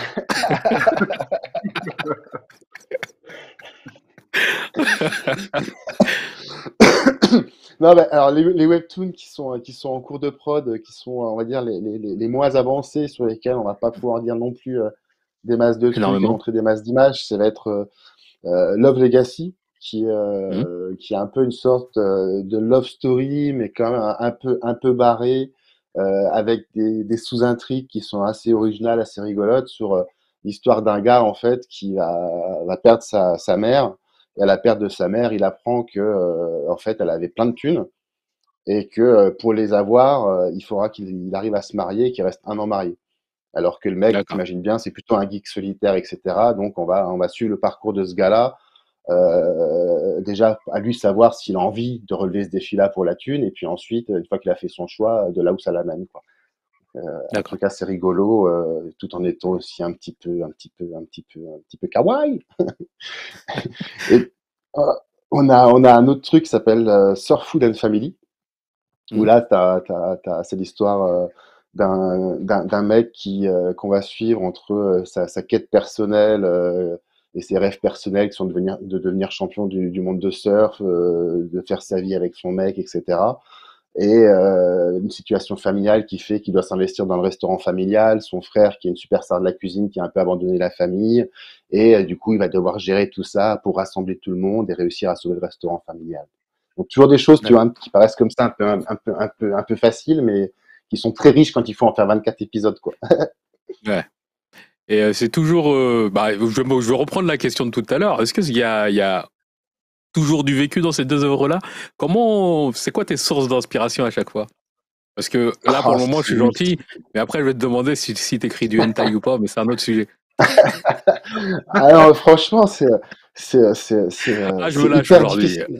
Ah, bah, écoute, à la tienne. Non, écoute, franchement, moi, je mets plein de trucs de moi, mais sans forcément les percevoir. Il y a même parfois des amis qui, quand ils lisent des trucs, me disent, ah putain, mais je me souviens de ce moment-là, ou ah, mais ça, c'est trop toi, alors que moi, en conscience, en tout cas, je l'écris pas comme ça. Tu vois, je fais pas des biographies où ça reste de la pure fiction et t'es nourri par ce que tu entends dans la rue, ce que tu racontes avec tes potes, ce que tu vois à la téloche. Enfin voilà, t'es nourri par tout ça, quoi. Donc il y a forcément un peu de moi et de ma vision des choses, mais le métier de scénariste, c'est d'être un schizophrène empathique, quoi. Donc il faut Ouais, savoir changer de peau et se mettre à à la place des autres, quoi. d'accord. Et hors Webtoon, tu as d'autres projets en cours ou tu peux pas en parler ou... Si, si, je peux en parler. Bah, là, dans milieu traditionnel, moi, je fais des biographies sportives. Donc là, en ce moment, je travaille sur Hino, par exemple, un ancien cycliste. Hmm, Donc, j'ai le troisième d'accord. tome, là, avec Fabien Rontex, qui est dessinateur d'un autre webtoon dont on parlera peut-être après, Hmm, qui est dessus et qui sort en octobre 2023. Et j'ai un projet qui est signé chez Delcourt aussi, qui va traiter des JO de Munich 72, d'accord. avec deux sujets, deux lignes narratives. Et puis, je suis en train de signer un deuxième projet chez Delcourt aussi autour d'une jeune cycliste afghane qui a fait les JO de Tokyo. Donc, des choses Ah, un peu plus tradies. c'est c'est vraiment axé sur le sport et pour le coup, comment tu adaptes ça lorsque tu as des vraies histoires?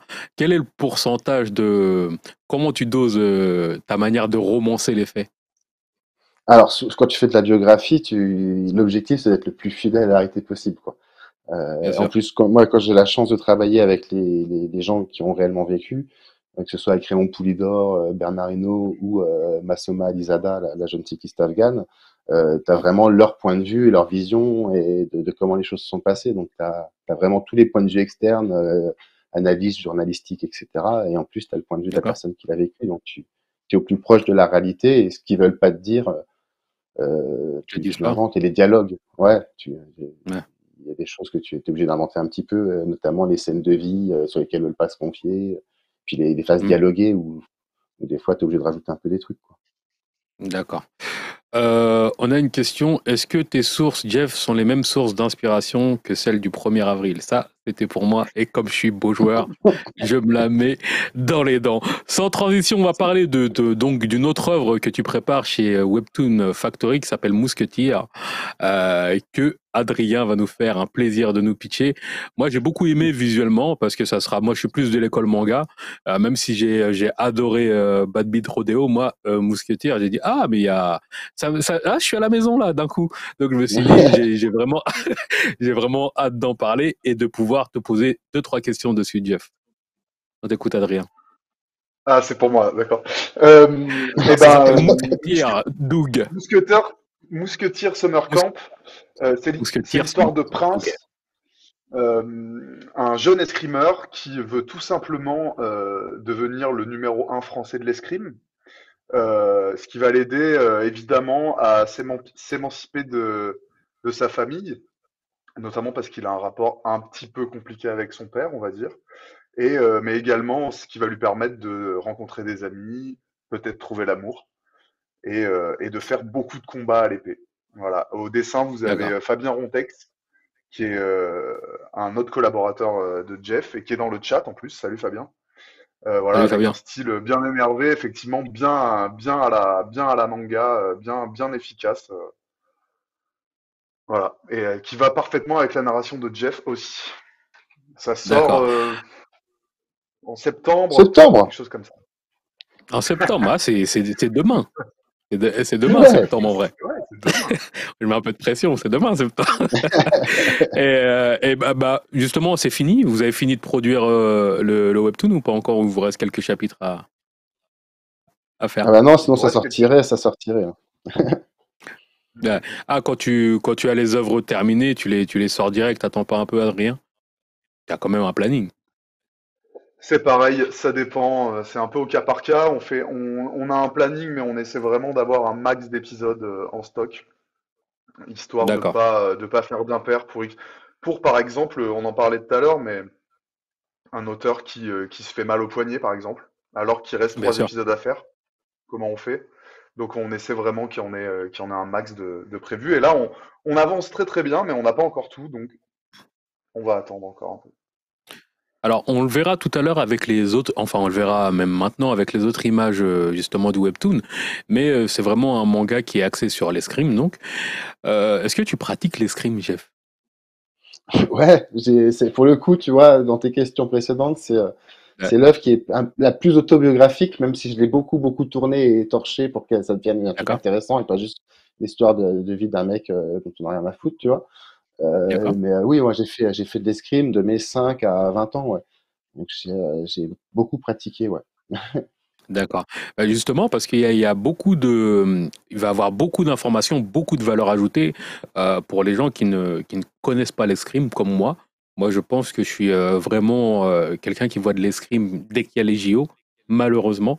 Et je suis toujours un peu curieux de découvrir ce qui se cache derrière ce sport. Récemment, j'ai eu d'autres médias m'ont approché d'autres sports. Je pense notamment à Drive to Survive sur Netflix qui m'a remis dans la Formule 1, à AQ qui m'a mis un peu dans le volley. J'avais quitté le volley à l'époque, je regardais Jeanne et Serge dans ma jeunesse. Et pour le coup, il y a AQ, il y a AQ qui m'a remis dedans. Et je pense que justement, que ce soit la bande dessinée ou les mangas, il y a aussi une vocation de prescripteur de certains styles sportifs. Est-ce que c'est ton ambition, ça, Jeff? Ah, mon ambition, non, j'irai pas jusque-là, mais en tout cas, c'est cool de pouvoir mettre en lumière autre chose que du foot, de la boxe et du basket, quoi. Bien sûr. Pour le coup, l'escrime, c'est un sport qui est pas très médiatisé, alors qu'au final, c'est quand même un vrai sport de combat de ouf, quoi, à plein de niveaux différents. Et c'est un sport qui est assez beau à voir. Alors, il n'est pas très télégénique, donc je pense que c'est pour ça que le Ouais. truc a jamais non plus explosé, parce que à la télé, on voit pas très bien, ça va très vite, et il y a certaines armes qui sont compliquées. Nous, on a pris l'épée qui est la plus simple, tu vois, mais c'est là où il y a le moins de règles. Parce que s'il fallait expliquer les règles des autres armes, ça aurait fallu déjà 3 épisodes rien que pour que tu comprennes de quoi on parle. Puis là, on voit, tu vois, D'accord. typiquement, ce genre de petits trucs là, c'est d'ailleurs, il va falloir qu'on s'y colle aussi, Fabou. Mais Ouais. c'est les petits footeurs d'épisodes en fait vont aussi de temps en temps venir expliquer, en tout cas sur les premiers épisodes, vont venir expliquer justement les choses qu'on n'a pas envie de raconter, tu vois, les trucs techniques qu'on n'a pas envie de prendre Ouais. 3-4 cases pour foutre dans le manga, et ben on les synthétise, on fait une petite information à la fin pour les synthétiser, comme ça on essaie de rester focus sur la narration dans le manga, dans le webtoon, et puis d'avoir les petites informations en plus à la fin, quoi. D'accord. C'est un Et truc cette très manga en fait vulgarisation, aussi. ouais. Et Excuse-moi, la Pierre. vulgarisation. Et la vulgarisation, ça te plaît de vulgariser un peu ce sport, de l'expliquer à d'autres? Et surtout, c'est quoi ton processus, encore une fois, de vulgarisation? Est-ce que tu te dis, OK, ça va falloir que je l'explique, étant donné que toi, tu connais déjà l'escrime, donc t'es un peu, tu es plus en avance que ton Ben, lectorat, en fait. bah, en fait, ouais, mais après, l'avantage que j'ai justement, c'est que je travaille avec deux personnes qui n'y connaissent absolument rien. Donc, D'accord. entre Adrien et Fabien, si eux comprennent absolument rien à ce qu'on est en train d'essayer de démontrer, dans les intentions, après, on n'est pas là non plus, tu vois, pour que les gens soient des experts de l'escrime, quoi. L'escrime, ça reste un prétexte à mettre de l'intention, à mettre de l'émotion, à mettre de l'action. Mais on n'est pas là non plus pour, tu vois, on n'a pas signé avec la Fédération française d'escrime pour en faire un didacticiel pour apprendre l'escrime non plus, tu vois. Ça D'accord. reste un procédé narratif comme un autre, mais moi, effectivement, j'étais assez à l'aise sur la vulgarisation, comme tu l'appelles, parce que en plus, moi, j'ai donné pas mal de cours à des gamins sur l'escrime, donc D'accord. je sais aussi à parler à des gamins et aux enfants de ce sport-là. Et au final, voilà, comme on cherche pas non plus à aller sur une sorte, tu vois, de manuel officiel de découverte de l'escrime, on a un équilibre, je pense, qui est assez bon entre la narration et puis voilà ces petits trucs spécifiques au sport qui sont quand même utiles à savoir quand tu t'attaques au bordel, quoi. D'accord. Alors, tu parlais justement de, comment dire, de donner des cours. Ça tombe bien parce que nous allons donner, enfin, tu vas donner un espèce de petit masterclass, un mini masterclass, un mini atelier Oh putain! d'écriture. Mais avant ça, je vais vous demander de rester bien jusqu'à la fin, de ne pas oublier qu'il y a le concours à la fin, qu'il y a pas mal de coins à gagner. Et justement, Jeff, à la fin de cette catégorie de l'émission, va nous donner des œuvres références si vous souhaitez vous lancer dans l'écriture de scénario d'une et de bande dessinée de l'autre côté. Alors, Jeff, cette partie d'atelier d'écriture, elle va se faire sous forme. Moi, je vais poser quelques questions parce que je suis très curieux aussi et que j'ai envie de savoir plein de trucs. Donc, ça va être sous la forme d'une discussion entre toi et moi. Euh, Tout d'abord, par quoi tu commences? Parce que tu dis, OK, demain matin, il faut que j'écrive une nouvelle œuvre. Est-ce que tu as déjà l'idée ou est-ce que tu te dis, OK, demain, j'ai un boulot à faire et je vais chercher l'idée? Ah, il y a les deux cas de figure, j'ai envie de te dire. Il y a plein de choses en D'accord, fait. Alors tu te dis pas, bah tiens, demain matin, je crée une nouvelle œuvre. Généralement, en fait, tu as plein de bribes d'idées.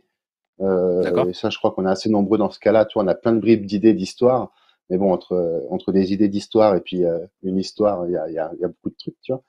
ouais, Et à parfois aussi où moi je m'oblige parce que j'ai envie de faire tous les styles, quoi. Vraiment, c'est un de mes objectifs en tant qu'auteur, tu vois, c'est vraiment d'avoir essayé d'aller sur tous les terrains narratifs possibles, imaginables. Et donc, parfois, ouais, je m'impose des exercices quand j'ai le temps de me dire, bah voilà, là tu te crées un CNN, là tu te crées un truc fantasy, là tu te crées un truc jeunesse, donc des petits challenges comme ça. Mais souvent tu d'accord. récupères les petites idées que tu avais notées et que tu avais planquées à droite à gauche sur d'autres trucs et tu te les réappropries différemment pour les utiliser dans ces objectifs-là. Mais Est-ce que ça commence justement, généralement. Pardon, quand tu pardon, fais vas-y. ce genre d'exercice, est-ce que des fois tu les intègres dans des œuvres qui sont déjà en cours? Tu as dit, ah, Ouais, c'est bien une bonne sûr, idée, je peux l'intégrer dans Bad Beat bien sûr. Rodeo? D'accord. Bien sûr, Ok, et à ok. l'inverse, tu vois, là, j'ai le cas sur deux sorties BD où j'avais envie j'ai signé deux trucs à contre-courant et en fait j'ai envie de les raconter de la même façon les deux, elles vont sortir à un mois d'intervalle l'année prochaine, D'accord. donc du coup je peux pas les raconter de la même façon, donc je suis obligé du coup Ouais. de trouver un nouveau procédé narratif sur une des deux histoires. D'accord, d'accord. Comment tu détermines le choix du genre, justement? Tu as dit tout de suite que tu avais envie de tout faire, de tout essayer, mais c'est quoi ton genre de prédilection, déjà? Alors pour le coup, j'ai deux grands genres de prédiction, ça va être l'humour et la prospective SF, quoi. Pour le D'accord. coup, c'est vraiment les deux choses. Alors, le SF, ça va me prendre des années. Ça fait 10 ans que je travaille dessus, sur un projet que, voilà, il est là, il travaille, il, il sera prêt un jour. Pour l'instant, il l'est pas. Mais, Ah, et puis tu avais déjà, l'humour, tu as commencé à écrire un projet SF. ah ouais, bah j'ai déjà ouais, une centaine de pages d'écrites et le pitch des 3 tomes suivants. Ouais, ouais. Mais D'accord, c'est ça met incroyable. du temps. La SF, c'est très très exigeant pour être bon et pour l'instant, c'est pas, il n'y a pas encore tous les ingrédients. Mais D'accord. j'y travaille en fond. Et sinon, l'humour, quoi. L'humour, j'aime beaucoup l'humour. J'essaie d'en mettre un peu partout parce que voilà, c'est le truc le plus cool, je trouve, moi, d'en raconter des histoires. Il y en a, ils aiment faire peur. Il y en a, ils aiment faire réfléchir. Moi, c'est vrai que je kiffe bien faire marrer, quoi. J'y arrive pas Est-ce tout le qu'on n'a temps, pas c'est un, compliqué. On croit que c'est facile. est-ce qu'on n'a pas un peu ce côté sadique lorsqu'on écrit, justement, de se dire, ah, ils vont tomber dans ce piège-là narratif, dans tel ou tel piège narratif, et à la sortie, lorsque tu te rends compte dans les commentaires que ça a marché, est-ce que ça te donne pas un petit côté savant fou chez toi quand tu dis, ah, mon piège s'est J'a- refermé sur vous? J'avoue. Ouais, j'avoue. Ah non, mais si, on va pas se mentir. Après, Bien sûr. c'est pas forcément un objectif en soi, mais forcément, quand t'écris, t'essaies de surprendre, quoi. Donc, D'accord, quand ça marche, c'est cool, quoi. d'accord. Euh, comment tu choisis quelle histoire est adaptée à quel médium? Si tu veux, Bad Beat Rodeo, pour le coup, tu t'es dit, t'as entendu du webtoon, ok, c'est nickel pour le webtoon, mais tu travailles sur d'autres formats, par exemple, tu es sur de la bande dessinée, tu es encore sur du webtoon. Est-ce que tu as une manière d'écrire selon le médium, ça c'est sûr, mais tes histoires à la base, je pense, qui sont pas encore formatées pour l'une et pour l'autre, comment tu répartis ça derrière? Ah, écoute, pour le coup, c'est quand même déjà, tu vois, t'as deux monstres différents, quoi. Entre, Ouais, si tu penses à un one-shot BD qui va faire entre 70 ou 120 planches, c'est pas le même investissement qu'un webtoon de 24 épisodes de 10 à 15 planches chacun, tu vois. Donc d'accord. c'est pas le même investissement. Après, en termes d'écriture, c'est complètement différent parce que le webtoon, c'est de la série. Moi, c'est ça que j'adore. Moi, je suis tombé en amour de ce format pour la temporalité narrative qui te permet d'avoir et que la BD ne donne pas. Et puis pour ce côté d'écriture en série, quoi. Moi, c'est ce que je D'accord. préfère écrire la série parce que tu as des procédés narratifs qui sont bien cool pour écrire de la série, quoi. Donc Ah, généralement, l'œuvre, elle me vient soit pour l'un, soit pour l'autre. Après, tu peux switcher parfois, mais à la base, elle te vient généralement sous un format, quoi. d'accord. Pour ta création d'univers, ah, ça va être un peu plus compliqué. Tu nous as parlé de SF tout de suite. Euh, comment on anime, comment on a déjà tu as la petite essentielle, mais comment on alimente tout ça après? À quoi faut faire attention, à quel piège faudrait éviter? Disons dans Bad Beat Rodeo, quel Je- piège je- tu t'es dit, ok, faut pas que j'aille trop là-dedans, faut pas que j'aille trop là-dedans, etc. Alors, il y a un truc, ça va paraître spé, mais moi, il y a un truc qui est hyper important, je trouve, c'est la crédibilité. Tu vois, que ce soit Oui, un truc complètement déjanté dans le passé, dans l'avenir ou quoi, il faut que tu trouves une forme de crédibilité dans ton univers. bien sûr. Et je pense vraiment que c'est la base, tu vois, qui te donne l'équilibre dans lequel après tes persos vont pouvoir venir s'éclater. Après, la création de l'univers, ça dépend vraiment de là où tu as mis le curseur narratif, quoi. Si l'univers est hyper prégnant sur ton histoire, eh ben, il va falloir fouiller à mort, tu vois. Typiquement, dans Bad Beat, j'ai fait quelques recherches sur les décors, sur les objets. Geoffrey Champin, le dessinateur, a fait des recherches de son côté. Mais on n'a pas, tu vois, on n'a pas fait un truc historique, à pousser le truc, à aller faire de la documentation, des interviews, Hein. des trucs, des machins. On s'est vraiment concentré, nous, sur la création de la caractérisation de nos personnages, et les intrigues sous-intrigues qui les liaient, quoi. Alors en parlant de personnages justement, comment tu bosses tes persos? On va commencer par le personnage principal. Euh, comment tu bosses tes persos? Moi j'ai lu ici et là qu'il fallait viser l'imperfection du personnage.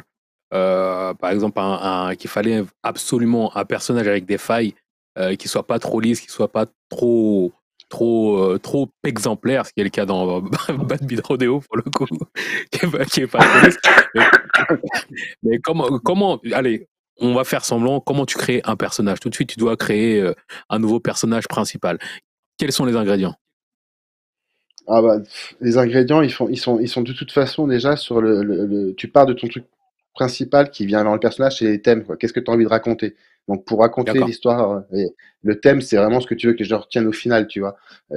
Quand Spielberg il écrit E.T., il écrit E.T. pour que les gens comprennent qu'on devient un adulte à partir du moment où on est prêt à abandonner l'amour qu'on a pour quelqu'un et de le laisser partir. Et D'accord. donc, tu as cette idée-là en tête et tu mets des personnages qui vont venir t'aider à la raconter. Donc, très vite, tu sais si c'est un mec ou une fille, généralement. Tu sais s'il est plutôt vieux ou s'il est plutôt jeune. Donc, tu vois, tu as vite des traits, en fait, tout bêtement, mais des traits physiques qui te viennent. Et moi, très vite, mes persos, je fais une technique. Alors, j'ai rien inventé. Hein, c'est une des techniques que j'ai piquées à Pixar, qui sont pas les pires en termes de création d'univers et de personnages, mais c'est la technique de l'ascenseur. C'est-à-dire que tu prends ton perso, tu le fous dans un ascenseur qui tombe en panne, et tu te crées 50 à 60 situations différentes. Le mec, il tombe en panne avec une meuf et son petit qui dort. Il tombe en panne avec une meuf et son petit qui chiale. Il tombe en panne avec une meuf et son mec qui s'engueule parce que le petit qui chiale. Il tombe en panne avec un raciste. Il tombe en panne avec un mec qui est bourré. Il tombe en panne avec une meuf qui te fait qui est enceinte, qui accouche. Enfin, tu vois, tu te crées plein de situations pour vraiment t'approprier, que ton personnage s'approprie de lui-même les réactions qu'il aura dans des situations données. Et une fois que tu as fait D'accord. ça, franchement, déjà, tu es à l'aise, quoi. Déjà, tu sais que ton perso, il a un début d'apparence physique, il a des valeurs, parce que le test de l'ascenseur, Une en fait, c'est ça, personnalité. hein, c'est ses valeurs. Et ce que tu disais, et qui est hyper important, c'est ses dimensions. Quelle est la fracture entre l'être et le paraître? Parce que c'est tout ce qui va faire la complexité d'un personnage, c'est ses dimensions. Et la principale dimension, si on n'en prend que deux, c'est l'être et le paraître, quoi. Qu'est-ce qu'il veut montrer, mais qu'est-ce que fondamentalement il est et qu'il attend de la vie, quoi. D'accord. Le fossé Comment narratif, si tu veux parler technique. ouais, faut m'expliquer tous ces termes techniques. Mais bon, je pense Le qu'on fossé va t'amener narratif. une fois. Ouais, une fois qu'on aura avancé et qu'on aura déjà assimilé tout ce que tu nous dis là, on reviendra sur notre émission avec des termes plus techniques, etc. Parce que là, nous, on en est justement à la narration par les trois axes. Est-ce que tu peux nous expliquer ce que c'est? La narration par les trois axes. C'est quoi ça, la Oui. narration par les trois axes?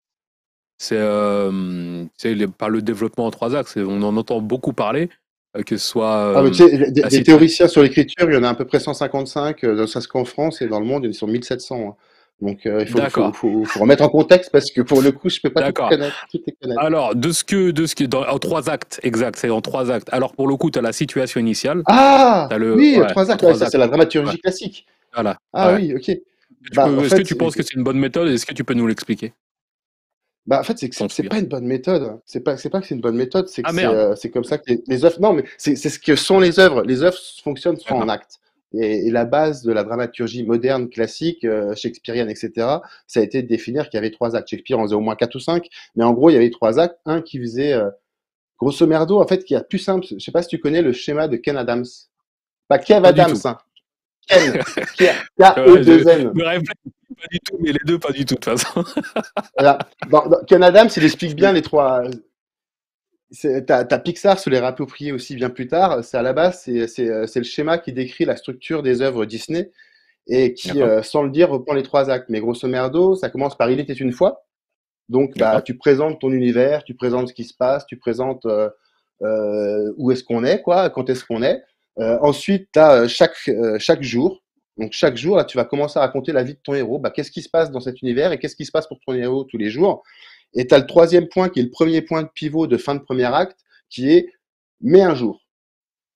d'accord, Donc, ce qu'on appelle l'incident déclencheur en dramaturgie classique, qui est un point de non-retour que ton personnage va franchir par une décision qu'il va prendre généralement et qui va l'engager dans sa quête, dans son deuxième acte, qui est en fait là pour construire ce qu'on appelle les liens de causalité.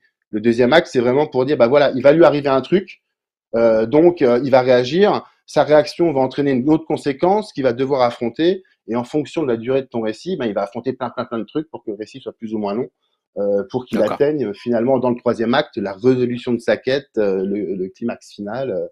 Et si tu le reviens au schéma de Ken Adams, donc c'était Il était une fois, chaque jour, mais un jour, donc là t'as ton premier acte. d'accord, À cause de ça, c'est-à-dire à cause de sa première réaction, voilà, c'est un déclencheur, il va faire quelque chose. À cause de ça, il va refaire quelque chose. Donc ça, c'est ton deuxième acte. Et ton troisième acte, il est constitué sur jusqu'à ce qu'un jour il se passe ceci. Et le dernier acte, d'accord. c'est l'acte final Disney. C'est et depuis ce jour, ils virent heureux et ils eurent beaucoup d'enfants.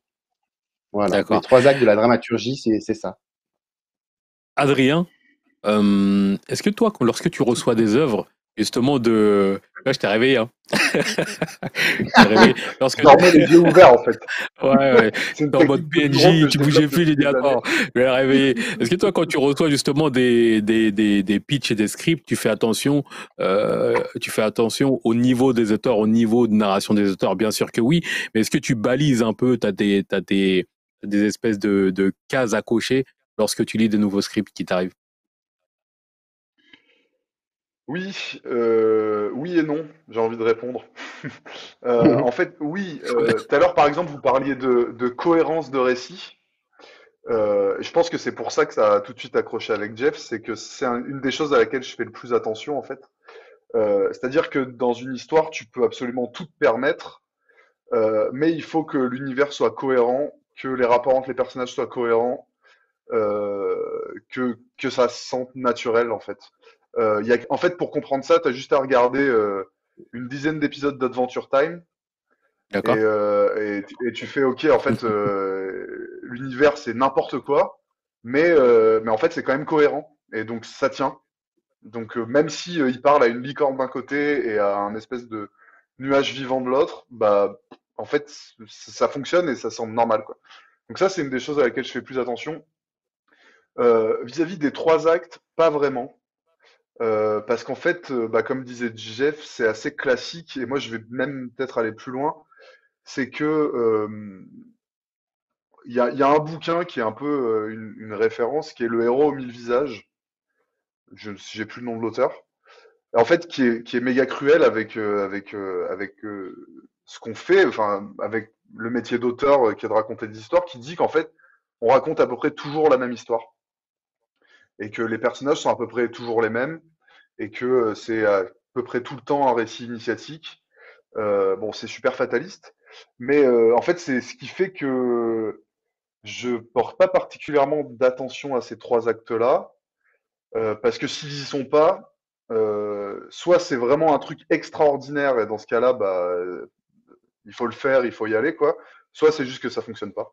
Ce qui est le plupart des cas. Si t'as pas les 3 actes avec les situations initiales, éléments déclencheurs, situation finale, c'est que ton histoire, elle est bizarre, quoi. Joseph Campbell, merci Voilà, Doug. exactement. Ouais.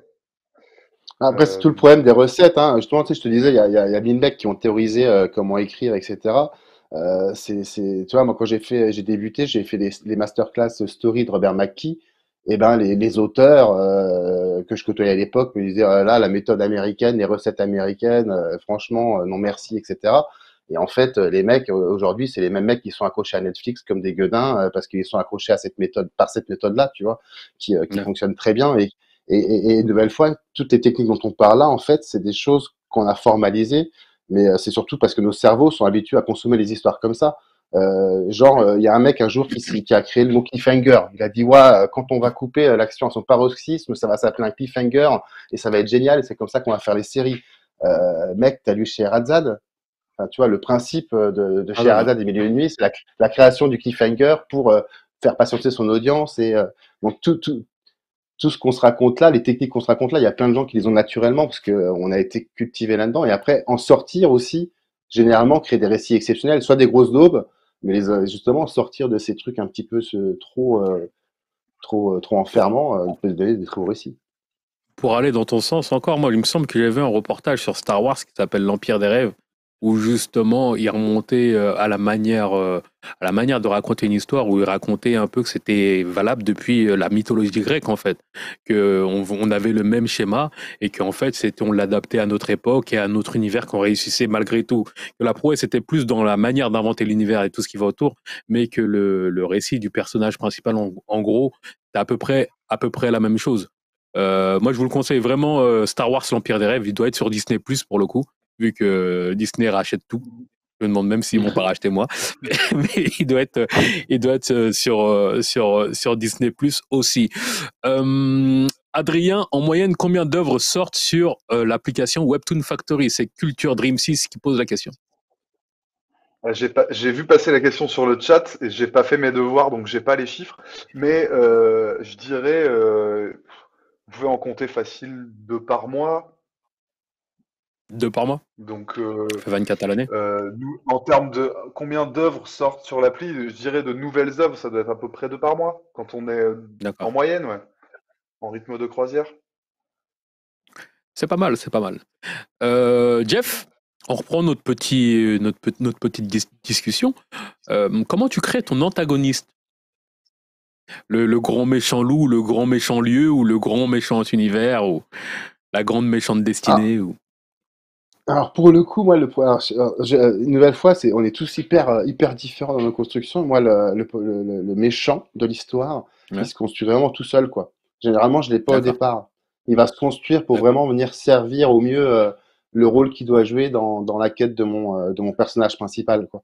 d'accord, Généralement, je sais qu'il en faut un, donc je sais qu'à un moment de l'histoire, il y a ce mec qui va arriver, mais généralement, quand j'y arrive, c'est là que je commence vraiment à me projeter sur lui, en fait. Parce que moi, je suis très d'accord. comme ça, hein, c'est un truc enfin voilà, ça c'est tous les auteurs, je pense, kiffent quand ils arrivent à ce moment-là, c'est quand tu t'appropries tellement tes personnages, tu les as tellement bien construits, qu'une fois que l'histoire est lancée, en fait, c'est eux qui font tout seuls, quoi. Ils arrivent dans des scènes, ils arrivent dans des endroits et ils réagissent avant même que toi, tu as cité de le savoir, quoi. Et en faisant D'accord. comme ça, bah, tu sais très bien qu'à ce moment-là, en fait, il faut que le mec, ce soit un gros connard ou alors un mec distingué, tu vois, par exemple. Parce que c'est ce qui va le Ouais. jouer mieux sur la première scène, le moment où tu le vois la première fois, quoi. Ça marche bien les antagonistes un peu distingués. Moi, j'aime bien les Grave, méchants grave. qui ont la classe. Tu vois, comme le Barjo, là, dans Léon, là. C'est lui qui m'a traumatisé, en vrai. Tu vois, il avait un côté fou et distingué en même temps. C'est assez compliqué de dire Comment il de s'appelait quel cet gars il acteur? était. Le mec qui prenait les pilules, Et là, voilà, l'américain, il a là. joué dans Batman après. Il a joué dans Batman après, The Ouais, Dark Knight. C'était lui, commissaire il est Gordon. Je super connu. me rappelle plus de Il son était, blaze. Je me rappelle plus de ah, son moi non nom. plus, Enfin mais bon. il est super connu. Enfin bon. Ouais, elle était, franchement, dans Léon, moi, il m'a traumatisé à l'époque. Il Je est disais, mais ça parfait. existe les mecs comme ça. En plus, j'étais gamin, je dis, ça existe les mecs comme ça. Enfin bon, il y a encore deux questions à te poser sur la construction d'un récit ou d'un univers ou d'un script. Comment tu gères justement ton intrigue et tes enjeux? Comment tu les construis? Comment tu les doses justement pendant le récit? Et bah, comment tu gères ton truc? Ah, écoute, c'est difficile parce que tu vois, c'est longtemps que j'écris, donc c'est assez naturel maintenant à se mettre en place. Là-dessus, Adrien, pour le coup, le dessinateur aussi parfois, mais pour le coup, souvent l'éditeur a un vrai regard quand tu commences à... Ah, Gary Oldman, grave. Merci, Gary Yannick. Oldman, incroyable. Merci. Évidemment. Forcément, forcément. Et donc, ouais, pour le coup, Adrien souvent enfin souvent, non, je dirais pas ça non plus, mais ça arrive que parfois je dévie un peu. Et là, Adrien va me dire, bon, en fait, cette scène, elle sert à rien, donc on va cut ce truc-là et voir le truc autrement. Euh, Après, moi, sur le webtoon spécifiquement, c'est ça qui est super, c'est que tu as 10 000 occasions en fait de faire avancer toutes tes intrigues et tout. Enfin, un épisode en 75, déjà, tu as quand même le temps de raconter des queutrues. Le défilement du webtoon, on dit 75, mais à 75, ça peut faire même 70 000 pixels, tellement tu peux avoir des scrolls sur fond neutre, etc., pour du suspense, des temporalités différentes et tout. Je m'oblige en tout cas moi à avoir un climax par épisode, à avoir que c'est de l'humour, à avoir au moins 2 séquences de blagues, à avoir des sorties qui créent des ouvertures sur l'impact, parce qu'au final l'intrigue elle n'a d'intérêt que d'impact qu'elle a, son évolution, d'avoir un impact sur chacun des personnages.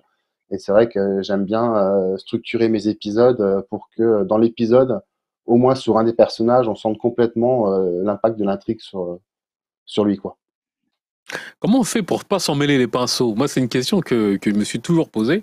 Lorsque tu as, allez, on va dire 4 5 intrigues, et tu as ton effet entonnoir, j'imagine un peu, que tu les diriges tous au même endroit, comment est-ce que tu t'y prends pour pas t'en mêler les pinceaux? Est-ce que tu as le principe du tableau, comme on peut voir dans les trucs, ou non, c'est tout est dans ta tête et tu sais exactement où tu en es? Alors, au début, je travaillais comme ça, en post-it sur le Avec le mur, tableau? machin, j'avais un truc, un tableau Velleda, là, machin et tout, plus des Hein. post-it sur le mur, je travaillais comme ça. Ça n'avait pas de sens. Ah, Ça mais n'avait vraiment ça pas de n'a pas sens. de sens, mais ça a du style, hein. Quand il y a quelqu'un qui Ouais. vient, il voit le tableau, il dit, ah, mais il bosse! Non, mais en fait, tout ça, c'est que comment on appelle ça? Tu sais, c'est des arbres de réflexion, quoi. Ouais.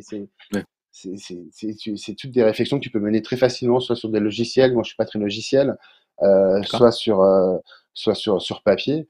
Et j'essaye de m'y tenir. Après, tu retravailles aussi parfois. C'est ça l'avantage aussi quand tu as de l'avance en écriture.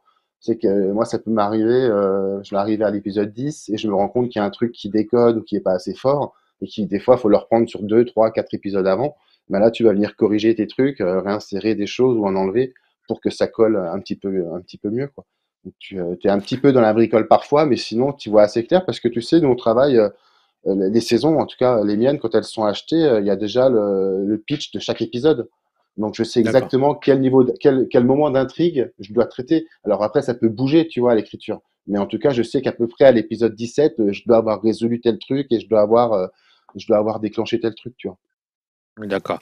Et j'avais une question, elle est sortie de ma tête, elle est passée comme une étoile filante. Elle va me revenir peut-être, je vais te poser peut-être la dernière question alors. Hum, on parlait tout à l'heure beaucoup d'inspiration et d'œuvres justement de ta magnifique bibliothèque. Est-ce que des fois, tu n'as pas des doublons qui te viennent en tête? Tu dis pas, ah, ça vient de cette œuvre-là. Ah, attention, ça vient de cette œuvre-là. Alors, ça va être la question à peu près classique, c'est où s'arrête l'inspiration et la copie? Parce que je pense que tu as énormément consommé aussi de fiction. Et est-ce que tu arrives à gérer ce truc-là? Ah, franchement, je me pose pas la question. Mais je crois Pas que du les tout? auteurs, en général, se posent pas du tout la question, hein, parce que, enfin, et ça, pour le coup, ça peut paraître dramatique et cynique, mais tout a déjà été fait. Il n'y a pas une histoire qui n'ait pas été Bien sûr. racontée. Mais sérieusement, il n'y a pas une histoire qui n'ait pas été racontée. Après, l'unicité des histoires, elle vient de tes persos, quoi. Donc, à partir du D'accord. moment où tu construis tes propres persos et que tu vas les faire interagir entre eux avec leurs forces, leurs faiblesses, leurs différentes dimensions, tu vois. Et une fois que ça, c'est un mariage qui est unique, c'est une chimie qui est unique. Par contre, franchement, quasiment toutes les histoires, dans leur structure en tout cas, et dans leur début et leur fin, Déjà. et dans leur thème, tout a déjà été fait, quoi. Donc D'accord. non, tu te poses pas la question, sinon tu fais plus rien. Ah, de ouf. Et ma question m'est revenue, je l'ai même noté pour pas l'oublier une deuxième fois. Je sais pas si vous m'avez vu en train de taper. Alors, tu écris combien de temps par jour, en général, la masse de travail que ça représente? Alors, tu parles écriture pure ou travail d'écriture en comptant les temps de Le recherche, tout, les temps de le tout, ouais, réflexion? le tout, le tout. Ah bah, En une semaine, tu fais combien d'heures par semaine, par exemple? bah, écoute, moi je travaille, la semaine, je travaille, on va dire, une dizaine d'heures par jour, et le week-end, 5-6 heures par jour. Donc D'accord. ça va faire du 70 heures par semaine en tout, quoi. Mais il y a des phases, tu vois, où je suis pas toujours devant mon ordi à écrire, hein. Parfois, Ouais. je vais faire des T'as un temps recherches, je de... suis dans le canapé à faire des recherches sur tel truc, tel truc, tel truc. Des fois, D'accord. je vais me poser la lecture d'une séquence, d'un truc, justement, parce que je me souviens d'un traitement et que je veux me souvenir comment le mec a traité le truc. Mais sinon, l'écriture pure et dure, généralement, c'est 5-6 heures par jour. 5-6 heures par jour. D'accord. Ce qui amène à ma véritable question. T'es tombé dans le piège, t'as vu? Comment, justement, avec justement le temps que tu consacres à l'écriture, combien de fois est-ce que tu réécris tes scènes? Sachant qu'il y a des Mmh. deadlines, par exemple, tu vas avoir des deadlines d'Adrien, tu vas avoir toi ton propre temps que tu as à gérer. Combien de fois tu vas réécrire tes scènes? Parce que C'est une question, c'est une question de Robert McKee, ça. ah, pas forcément, pas forcément, mais Mmh. moi je vois beaucoup, j'ai des amis qui écrivent des scénarios et je vois parfois passer des V15. Je dis, mais qu'est-ce que, Ouais. qu'est-ce que vous foutez jusqu'à la V15, tu vois? Et Alors, donc il y a c'est ce deux truc-là choses. qui en sort. Ouais. C'est deux choses différentes parce que moi, quand j'envoie ma V1, généralement, mes scènes Hmm. clés, je les ai réécrites entre 8 et 10 fois. D'accord, ok. Et après, il y a différentes versions parce qu'après, l'éditeur, les dessinateurs, tout le monde Ça a bouge, etc. collaboré pour atteindre l'épisode parfait, tu vois. Moi, pour le coup, tu vois, ça, c'est un truc qui m'avait marqué dans la masterclass Robert McKee. C'est qu'il disait, lui-même 15. Tous ses étudiants, tous les mecs il dit, voilà, une scène clé, vous devez l'écrire 15 fois parce qu'il y a deux objectifs à ça. D'une, c'est de niquer votre cerveau reptilien parce que les premières idées qui te viennent, quelles qu'elles soient, c'est tes souvenirs. C'est ton reptilien qui dit, je vais gagner du temps, je vais t'envoyer Hmm. tout de suite le truc le plus simple qui va régler le problème dont tu as besoin là et avance. Et D'accord. ensuite, généralement, de la 3 à la 10e, c'est un début de travail créatif. Et il n'y a qu'une fois que est sorti de ces trucs-là, que vont vraiment arriver des choses très originales. Tu vois, il prenait l'exemple d'une rencontre dans un bar entre un mec et une fille. La première rencontre, ben, tu l'écris de 15 façons différentes minimum. Et moi, je D'accord. m'applique, alors, je me contente à 6-7 moi, sur les scènes clés. Mais parfois, oui, ça peut être beaucoup plus. Si en plus, d'ailleurs, tu dois retravailler sur les commentaires de l'éditeur et tout, quoi. Ah, c'est incroyable. On se rend pas forcément compte, encore une fois, du travail d'écriture que c'est. On se dit, OK, c'est mais 10 heures par jour, 60 heures par semaine. Je pense est-ce qu'il y a beaucoup de personnes qui s'imaginent pas que c'est autant de boulot, ne serait-ce qu'en écriture. Je sais pas Ouais, mais si tu es d'accord c'est avec aussi. moi, Adrien. Ah, Dans le grand Ah, si, public, si, hein. moi je suis totalement. On a un peu des Moi, insiders, je suis donc on voit à peu totalement. près. Ouais. Je pense qu'on se rend pas compte avant de bosser dans le milieu, on peut pas se rendre compte. Et en fait, pour tout dire, moi je suis en train de me dire depuis trois questions, même si ça arrive plus très souvent avec Jeff, mais en fait depuis trois questions, Jeff il m'envoie quelque chose et c'est moi qui, alors que peut-être qu'il a réécrit déjà 15 fois l'histoire, c'est moi qui vais, qui vais lui dire non, là il y a un problème de cohérence, il faudrait que tu rebosses ce passage. Ou non, là il y a une relation de personnage qui fonctionne pas bien. Donc, va falloir Ouais. rebosser aussi. Et donc, tu vois, bon, désolé, Jeff, mais c'est pour que tes histoires soient les meilleures possibles. Mais non, mais après, c'est Ouais, le problème aussi de ce processus. Des fois, à force de chercher un truc original ou un truc différent ou machin, ben, tu quittes les clous, quoi. Donc, c'est la magie ouais, d'éditeur. c'est pour ça. On en parlait tout à l'heure. On disait que la qualité prend du temps et ça fait partie, justement, ça fait partie de ces moments-là du travail un peu invisible pour Ah, le grand grave. public, d'écriture, de réécriture et après de dessin, de correction de dessin. Et je pense que c'est l'émission Culture Bulle est là aussi justement pour ça, pour montrer un peu l'envers du décor avec des gens qui ont une énorme expérience comme Jeff. Moi, tu m'épates vraiment, tu m'impressionnes. Et parce que tu maîtrises ton truc et ça fait vraiment, vraiment, vraiment plaisir à voir. Oui, tu maîtrises aussi le côté technique dans lequel on n'est pas encore rentré à 100%, mais je te promets que d'ici la Ouais, c'est prochaine chiant fois, aussi. j'aurai un peu cherché, puis on fera une émission spéciale Matrix où on va parler que des 1 et des 0, on verra que ça. Ok. Alors, on va passer à la suite de l'émission. Justement, Jeff, pour l'écriture de scénario, tu as deux bouquins à nous conseiller. Je t'ai demandé Yes. quelle œuvre faisait référence pour toi pour une jeune personne qui voulait, pas pour une personne qui voulait se lancer. Et tu m'as répondu, on en a parlé tout à l'heure, ça s'appelle Story de Robert McKee. Il arrive. Yes. Ah, Alors, la désolé, en plus, première, je m'étais c'est. dit, vas-y, sors-les avant le live. Tu m'as montré ton cul à tout le monde, je me suis T'as retourné. vu Bah, ça? franchement, j'ai zappé, tu On vois. a tout vu. On a absolument tout vu. Alors, le premier, c'est Story de Robert McKee. On en a parlé, ça fait une vingtaine de minutes qu'on en parle et ça prouve que il tient à cœur, en fait. Ouais, Alors, Story, alors, une nouvelle fois, faut pas prendre les trucs au pied de la. Oh là, c'est une édition. Ah, deuxième édition. Bah ouais. Moi, c'est la première édition signée par le monsieur, tu vois. Le Ah, trip ça tue. total. Ouais. Bah, j'avais Félicitations. fait sa masterclass, tu vois, lui, c'est 3 jours à 8 heures par jour. Pour te dire le temps D'accord. déjà que lui, il t'explique rien que ce qu'il y a là-dedans, quoi.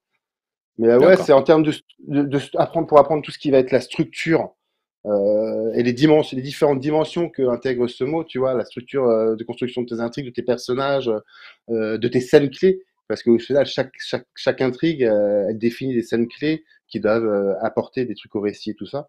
La rythmique de la narration, enfin voilà, toutes les bases vraiment. Tu vois, genre, les anecdotes autour de ce mec-là, quand même, c'est que quand Peter Jackson, il est en train d'écrire le Seigneur des Anneaux, il lui faut 3 ans d'écriture et 3 ans, il fait 3 ans de suite la masterclass en écrivant le truc, en l'écoutant. Parce que, voilà, D'accord. c'est C'est vraiment la incroyable. Bible. Pour travailler sur Sex and the City à l'époque, pour entrer dans la prod, il fallait avoir fait la masterclass et avoir répondu à un questionnaire fait par le gars, tu vois. C'était le tampon pour pouvoir rentrer dans le film, Incroyable. quoi. Donc c'est vraiment. Après, c'est très technique. Et les exemples et les rêves qu'il donne, t'imagines, c'est des trucs que même moi je connais pas. Donc D'accord. c'est pas que je suis inculte, c'est juste que bah, voilà, il fait référence à beaucoup d'œuvres des années 60-70, mais qui D'accord. sont cultes. Et finalement, quand tu les regardes et que tu les décortiques, que tu fais d'analyse de script, etc. avec, c'est assez ouf, quoi. Donc ouais, ça c'est D'accord. incontournable quand tu dois écrire. Après, une nouvelle fois, c'est de la recette à l'américaine, donc euh, à chacun de s'approprier les éléments du truc, tu vois, qui vont lui servir à lui, quoi. D'accord. On y pioche ce qu'on veut un peu, c'est bien ça? Ouais, Ou faut se le tu vas. manger entier? il faut que tu te le manges entier, tu maîtrises le truc et après tu pioches ce que tu veux. Si écrire est un métier et que tu veux faire de ta vie ce métier, il faut que tu aies lu et compris ce bouquin. D'accord. Ok. On a déjà posé la question à d'autres auteurs. Ils nous ont beaucoup parlé de l'anatomie d'un scénario. J'en parlais tout à l'heure avec Doug, justement, notre régisseur, notre réalisateur et régisseur. Qu'est-ce que tu penses de ce livre? Parce que je l'entends, franchement, honnêtement, c'est le livre numéro un que j'entends le plus au monde. Dès qu'il y a une personne qui me dit, OK, je veux faire du scénario, je lis l'anatomie d'un scénario, etc. Pas lu du tout. Ah Tu l'as non, pas lu enfin, du je tout? crois pas. Je crois pas, hein. Non, non, non, ça me dit rien du tout. Non, non. Non, mais j'ai très peu lu, hein, du coup, moi. J'ai lu une dizaine de bouquins à tout casser. Et j'ai surtout D'accord? fait des ateliers, en fait, ateliers d'écriture, ateliers BD, Ah, pour c'est cool. vite être applicatif, tu vois, pas rester que dans la théorie en permanence. Parce que une nouvelle fois, on a plein de réflexes, en fait. Quand tu lis ça, quand tu lis Story, en fait, il y a plein de trucs que tu dis, bah ouais, mais je le sais. Bah ouais, tu le sais, mais tu sais pas que tu L'appliquer, l'utilises. c'est Et différent. donc, D'accord. voilà, Ok. exactement. Alors, le second bouquin s'appelle L'art invisible et c'est de Scott McCloud. Ouais. Est-ce que tu peux nous en toucher deux mots? Aïe. Bah, en fait, c'est une trilogie. Il y en a trois. D'ailleurs, je me demande, Joe doit avoir le troisième. Joe, c'était sur le chat. Tu me Ouais. diras, si c'est pas toi qui as le troisième. D'accord. Et c'est super bien fait. Pour les gens qui connaissent pas, en fait, enfin, Scott McCloud, c'est un dieu de la BD. Et en fait, il a créé un petit personnage qui, euh, qui évolue, euh, qui évolue dans son monde et qui te raconte, en fait, comment tu vas construire une case, comment tu dois construire un plan, comment tu vas D'accord. décider de tes ellipses. Tu vois, il y a tout un chapitre sur les ellipses qui est hyper clé quand tu commences à faire de la BD parce que c'est vrai que l'art invisible, tu vois, c'est ça en fait. L'art invisible, c'est l'art de l'ellipse, c'est tout ce qui se passe entre deux cases et tout ce qu'il faut faire ou pas faire pour permettre une bonne compréhension de ton lecteur. Donc ouais, pour moi une des références. Et surtout, c'est assez cool à lire parce que de nouvelle fois, c'est raconté un petit peu avec ce personnage, cette histoire. Il y en a d'autres qui ont essayé, celui de C'est Tezuka, sous j'ai forme pas de trop BD, ça a kiffé. l'air pas mal. Ouais, c'est un peu sous forme de BD. Alors après, tu vois, c'est la BD didactique, un petit peu comme les nouveaux trucs, genre Le Monde sans fin, Homo sapiens, tout ça. Donc c'est la vulgarisation par la BD. C'est pas non plus une D'accord. grande aventure dans laquelle il y a des intrigues et tout, mais c'est super bien foutu quand même. Et c'est accessible. D'accord. Ok. T'allais parler de leçons particulières de Tezuka pour le coup? Ouais, Je t'ai Tezuka, pour le entendu coup, dire que t'as pas trop kiffé. ouais, j'ai pas trouvé ça très utile en fait. J'ai pas trouvé D'accord. ça très très utile. Alors j'étais peut-être trop avancé déjà moi dans mes connaissances au moment où je l'ai lu, tu vois. Mais je l'ai D'accord. pas trouvé, Non, j'ai c'est pas parce que trouvé très utile. Tezuka, c'est surfait. C'est pour ça. Ouais. Ah, attention, la bagarre. Non, mais il y en a 10 tu vois, des reculs, tu vois. Ouais. Il y en a tellement des reculs sur l'écriture, tu revis, enfin, tu vois, il y en a partout. Enfin, il y a plein de Ouais. mecs qui ont écrit là-dessus, c'est super intéressant. Même le héros mille Après, visages, etc. dont on parlait oui, tout à c'est ça, l'heure. voilà. Ouais, c'est ça.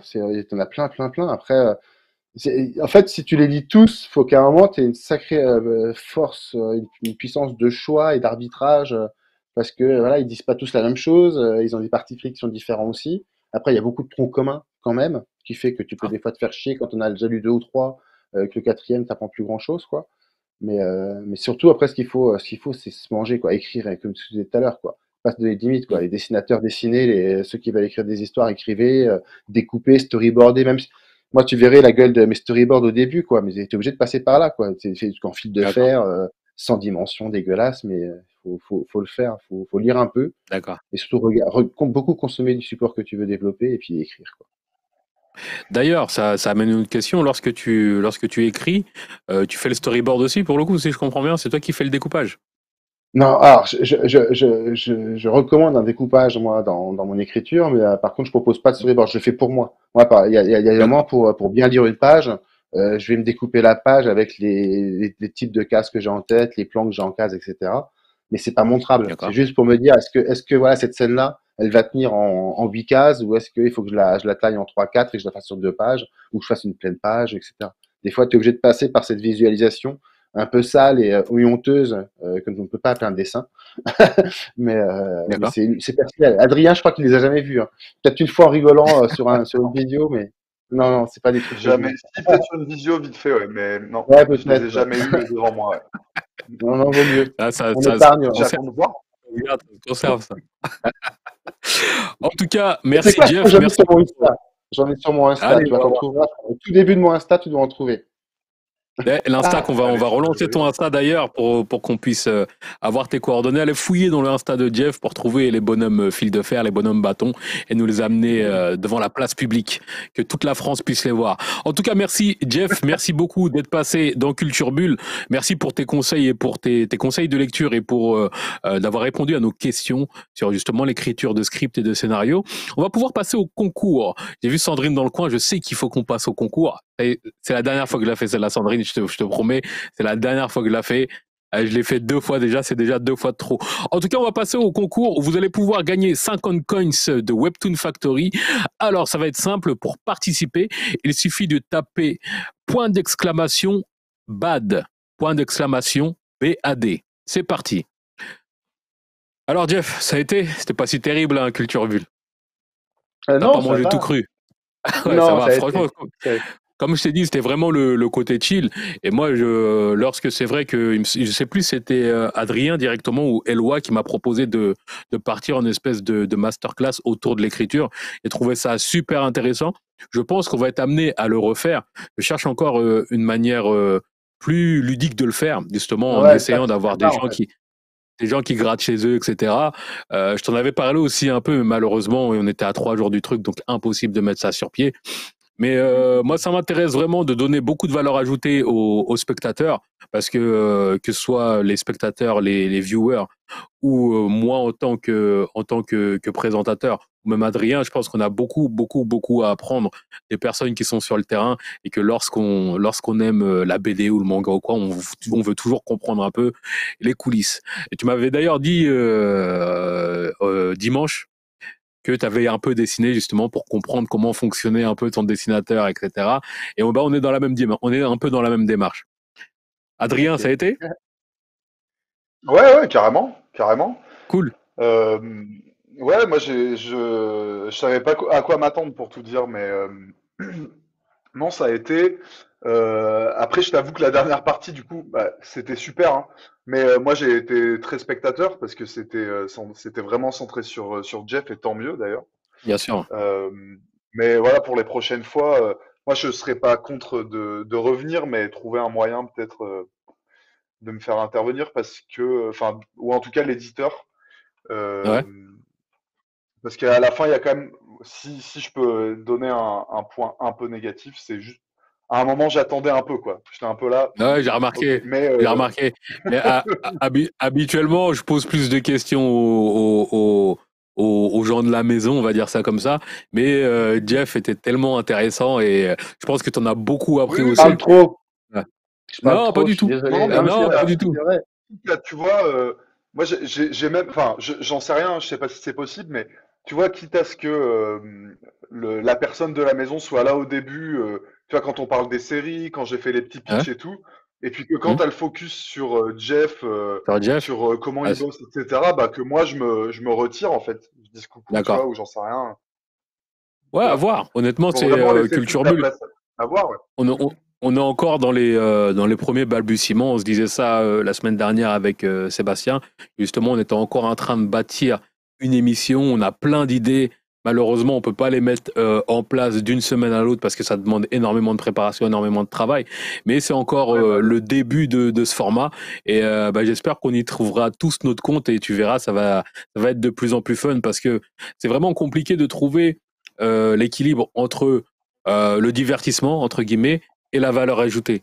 Et c'est ce qu'on fait. On s'est dit, est-ce qu'on attend d'avoir la bonne formule sans faire d'émissions ou est-ce qu'on fait les émissions, on apprend en même temps, on a décidé d'apprendre en même temps et de continuer comme ça. Donc tout est Ouais, ouais, c'est trop perfectible. bien. D'ailleurs, dans le chat, si vous avez des idées, n'hésitez pas à venir sur nos réseaux, nous donner 2, 3 idées. On n'a pas de boîte à idées, mais n'hésitez pas à mettre la main à la pâte et nous envoyer ce que vous aimeriez changer dans l'émission. On en prendra forcément compte. Est-ce qu'on a un gagnant pour ce concours, Monsieur Doug? Doug, le meilleur régisseur, le meilleur réalisateur d'émission. Trupic, attention, Et le gagnant est Carlito GB. Bravo Carlito, tu gagnes 50 coins sur Webtoon Factory. Tu peux m'envoyer un message directement, m'envoyer ton adresse mail et on va te faire suivre. On va te faire suivre tes coins. En fait, il faut que tu prennes ton adresse mail, tu télécharges Webtoon Factory, tu ouvres un compte Webtoon Factory avec la même adresse mail et tu m'envoies cette adresse mail à ce moment-là et on t'enverra les 50 coins. Ouais, c'est du chantage. Et ouais, on assume. Et en vrai, c'était Mavan YBB. Effectivement, c'est une émission de chauve ce soir.